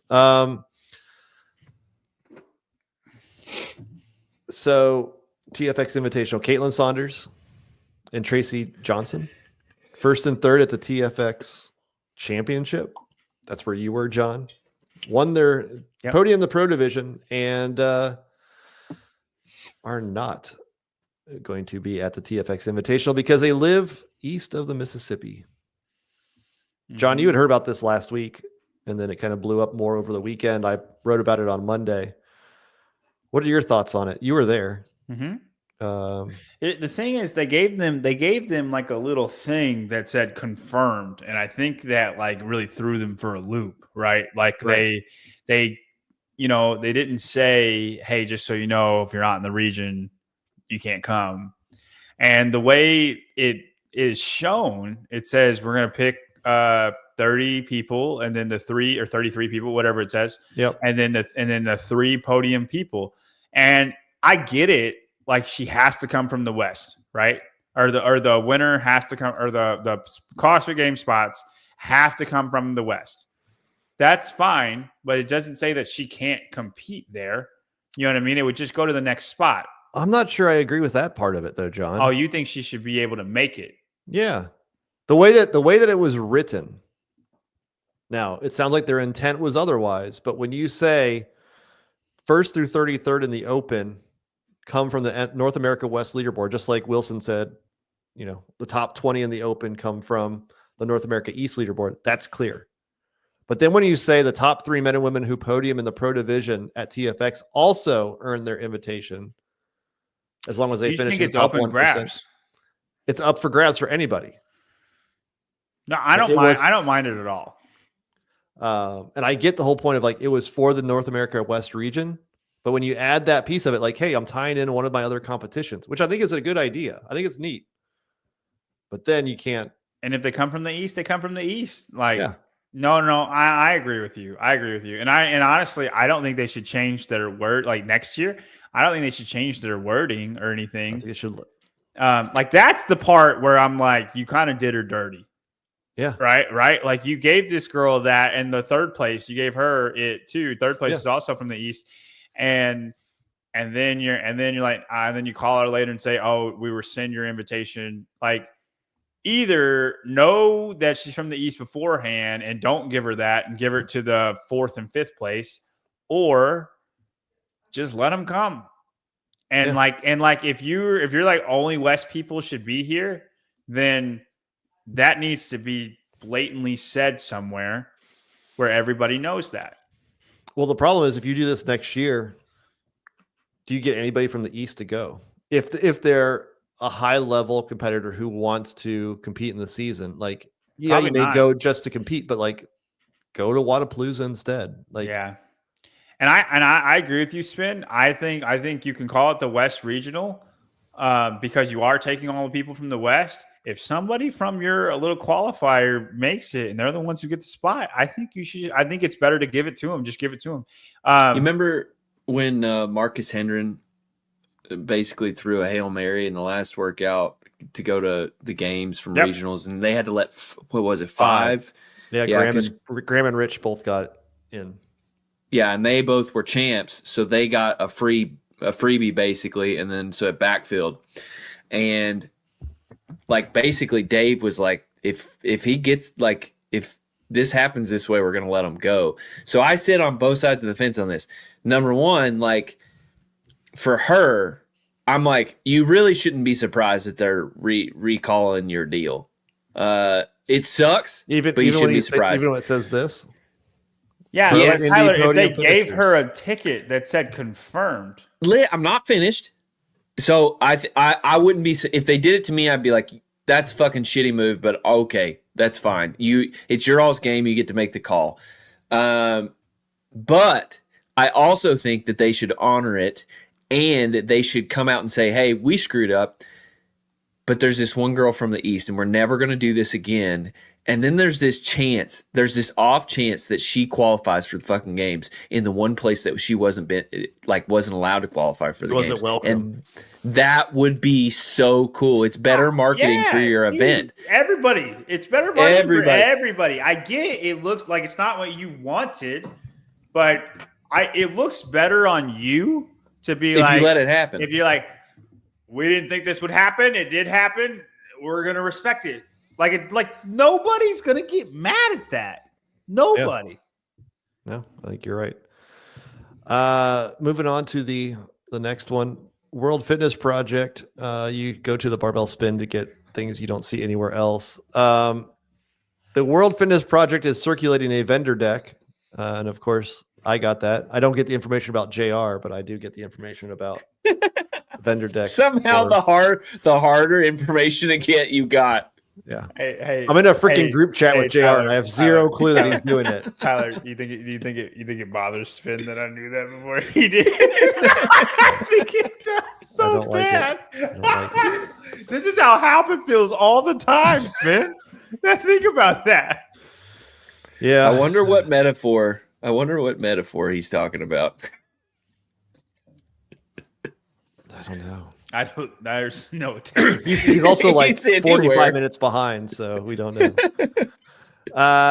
Yeah. So World Fitness Project passing out a vendor package to potential companies to become a vendor. They've bragged about their $13.7 million community reach. So all of their collaborative posts announcing their 40 athletes generated almost 14 million views on Instagram. Then you get down to the attendance, which is kind of important if you're going to be a vendor. Over 600 athletes between the professionals, the challengers, and the community team divisions, with an expected spectator attendance of over 5,000 people. Seems like a lot. Seems like too many. I don't. How many are at Syndicate? Do you know? Like that was about 3,000? a little over 3,000 last year. Yeah. So I'm just saying a competition that's in America that a lot of big names are going to be at, and has been here for a while, right? It's been you know what the games is as a semifinal or a regional to go to the games repeatedly. And then you're just an upstart competition. I think it's a lot to expect, but maybe they know something we don't know. Yeah. Tickets range from 3-day pass from $100 to single day admission $50. You saw Wilson was doing the early bird pricing with 60 plus fees. Weekend VIP passes $500, floor seating, full service wait staff, and a parking pass. There were 66 remaining when I wrote this article. I almost bought all 72, put it on my stories. Somebody has snagged just 6 of those. So there you go. Question for you, Brian. Do you know who is going to do the media for them? Yes. I've heard, but I don't remember. Tyler, do you know? I do. I will not say, as it will blow some. I do know. Brian Friend is involved with World Fitness Project. He's working for him. I don't know if he's doing the exact broadcast, but he might be involved with it. So, for all who are concerned, that is the difference. It should be evident for what we put on at Syndicate and what's going to be at World Fitness Project. Oh, there you go. We'll see how they two stack up. Scroll up to 13 million impressions. 13 million impressions? You like that? So here's what I learned. Here's what Heat 1 has taught me. How many impressions do you think that Heat 1 gained during not this Wadapalooza, but last year's Tier Wadapalooza? What counts as an impression? Don't ask questions, John. Just answer the question. I don't understand. I'm gonna go with 5 million. I don't understand what an impression is. No one does. I'm not even kidding. I'm gonna say 14 million. It was 3. We had a little over 3,000 people playing. 13 million impressions on Instagram is nothing with the amount of athletes and things that they have. That this number means nothing.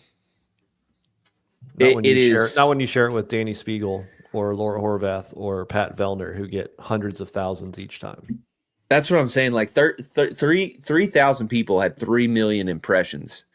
Like you're impressing the same people. So it's like, okay, of the 13 million that they're saying right here, how many of those overlap? I bet it is 80%. And so I bet you're only talking to like maybe 6,000 people max. Because they all see the same thing. It's all fugazi. Yeah. That's fair. If you want to be a vendor, $2,850 for a 10x10 booth. You get no discount. Just double it for $5,700 for a 10x20 booth at Tour Event 1. You get some discounts if you sign up for multiple events across the world. Melanie Hodge, did I see Tia was now with LSKD? Yeah. It makes sense. She's in Australia. Better than Go Ruck. So got that. A little detour before 25.3. Mayhem Classic. The roster is finalized. Paige Powers, last one announced on the women's side. Should have maybe like 2 weeks ago. She'll be all right. You think she'll be fine? Should be okay. I don't. It seems a little early, but maybe she's. Dude, I just know how Leslie, she's gonna be mad at me for telling y'all this, but it's okay. I'm just telling you two. She squatted 105 7 times yesterday, and she was super proud of it. And then today she said, "And I'm pretty sore." And she had her baby right around when Paige had hers. I thought Paige was only like a couple weeks ago. Or am I? They were very close. Very close. Okay. Mm-hmm. Now my wife is not Paige Powers. Sure. Yeah, but I mean, we all thought it was impressive when Tia came back to Rogue. Was it 5 months later? 5 months. Yeah. And this is like 3 she'll get. So this is gonna be fast. It's gonna be rough. Yes, Judy. She's a big old girl. Big old girl. Leslie is not what I would call a big old girl. 25.3 Sprague Pepper Hopper, right south of MVP Arena in Albany, New York. You like it? Love it. Yeah, I really like. I wasn't wanting this to be the repeat workout, but I would love to see them go at it at 19.1. Wall ball, 15-minute AMRAP, 19 wall balls, 19 cal row. I know it's a boring workout, but I can't think of 3 people that wouldn't just murder themselves doing that workout. You know what I mean? And I just enjoy people murdering themselves. This graphic for them is a bit of a stretch. Like from this distance, Hopper looks like Colton. Dallin looks like Heber. And James does not look like James at all. Yeah. That's interesting. James I like it. It's a good graphic. Like, what is this pose? He has never made this pose in his life. I think it's interesting. I think it'd be a good break. I think it'd be a good one. No, I do too. Regardless of it'll what be it is, good. I think it'll be a good workout or a good show. So I like it. Who do you think the guest announcer is? For what? For 25.3? Yes. Where is it at? New York. Who is the guest announcer? No, maybe Pool Boy, but I don't think Savon ended up sending the auditions selections. Oh, the affiliate, the affiliate person. Well, were talking about the ginger guy, the broken ginger. What's his name? Broken Ginger. The guy that won or third. He got third. He got third, I think. Dude, that guy's the best. Whatever his name, it's something Ginger. Yeah, he collaborates with Taylor all the time. Yeah, now. all the time. That's that guy from his bedroom. That was a fun show. And then last but not least, Wodland Fest. The online qualifier was supposed to be 20 athletes advancing, plus all these invites like Sarah Sigmund's daughter and Aniol and Lucy Campbell. And apparently athletes were like, hey, we really like this. We really want to compete. Why don't you expand it? And they said, let's not go from 20 to 30 or 40 or 50 or 60. How about we invite 80 men and 70 women from the qualifier? This makes me so upset, Tyler. We should have done the qualifier. Can you imagine us going? It's been honest. Like, have you looked at the people that are going? So I didn't look at the people. I looked at some of the scores. So the third workout, Andrea Solberg finished in like 5 minutes, and in 70th place in the women was like cap plus 26. Okay, so in your opinion, do you think me and Tyler would have made it? Yes, like 100%. Dude, really? How fun would that be, dude? To go to freaking Spain, I would have so much fun, dude. I would be speaking Spanish. We wouldn't even have to try, really. Oh man, dude. Oh, dude, it would be so fun. Remember, like the first year of Dubai, they basically paid everybody who participated. Mm-hmm. It's just the same thing. Yeah. I would learn Portuguese and just to throw people off. Okay. It's in Spain, but no, I know, but Portugal is right next to Spain. Portugal is right next to Spain. They hear Portuguese all the freaking time. Ultimate troll spin. You got to think 2 levels deep here. No, stop it. Yes, dude. I think it would. Do they know what Portuguese is? I think it would throw them for a loop. Is all I'm saying. Yeah. So they announced it. It's.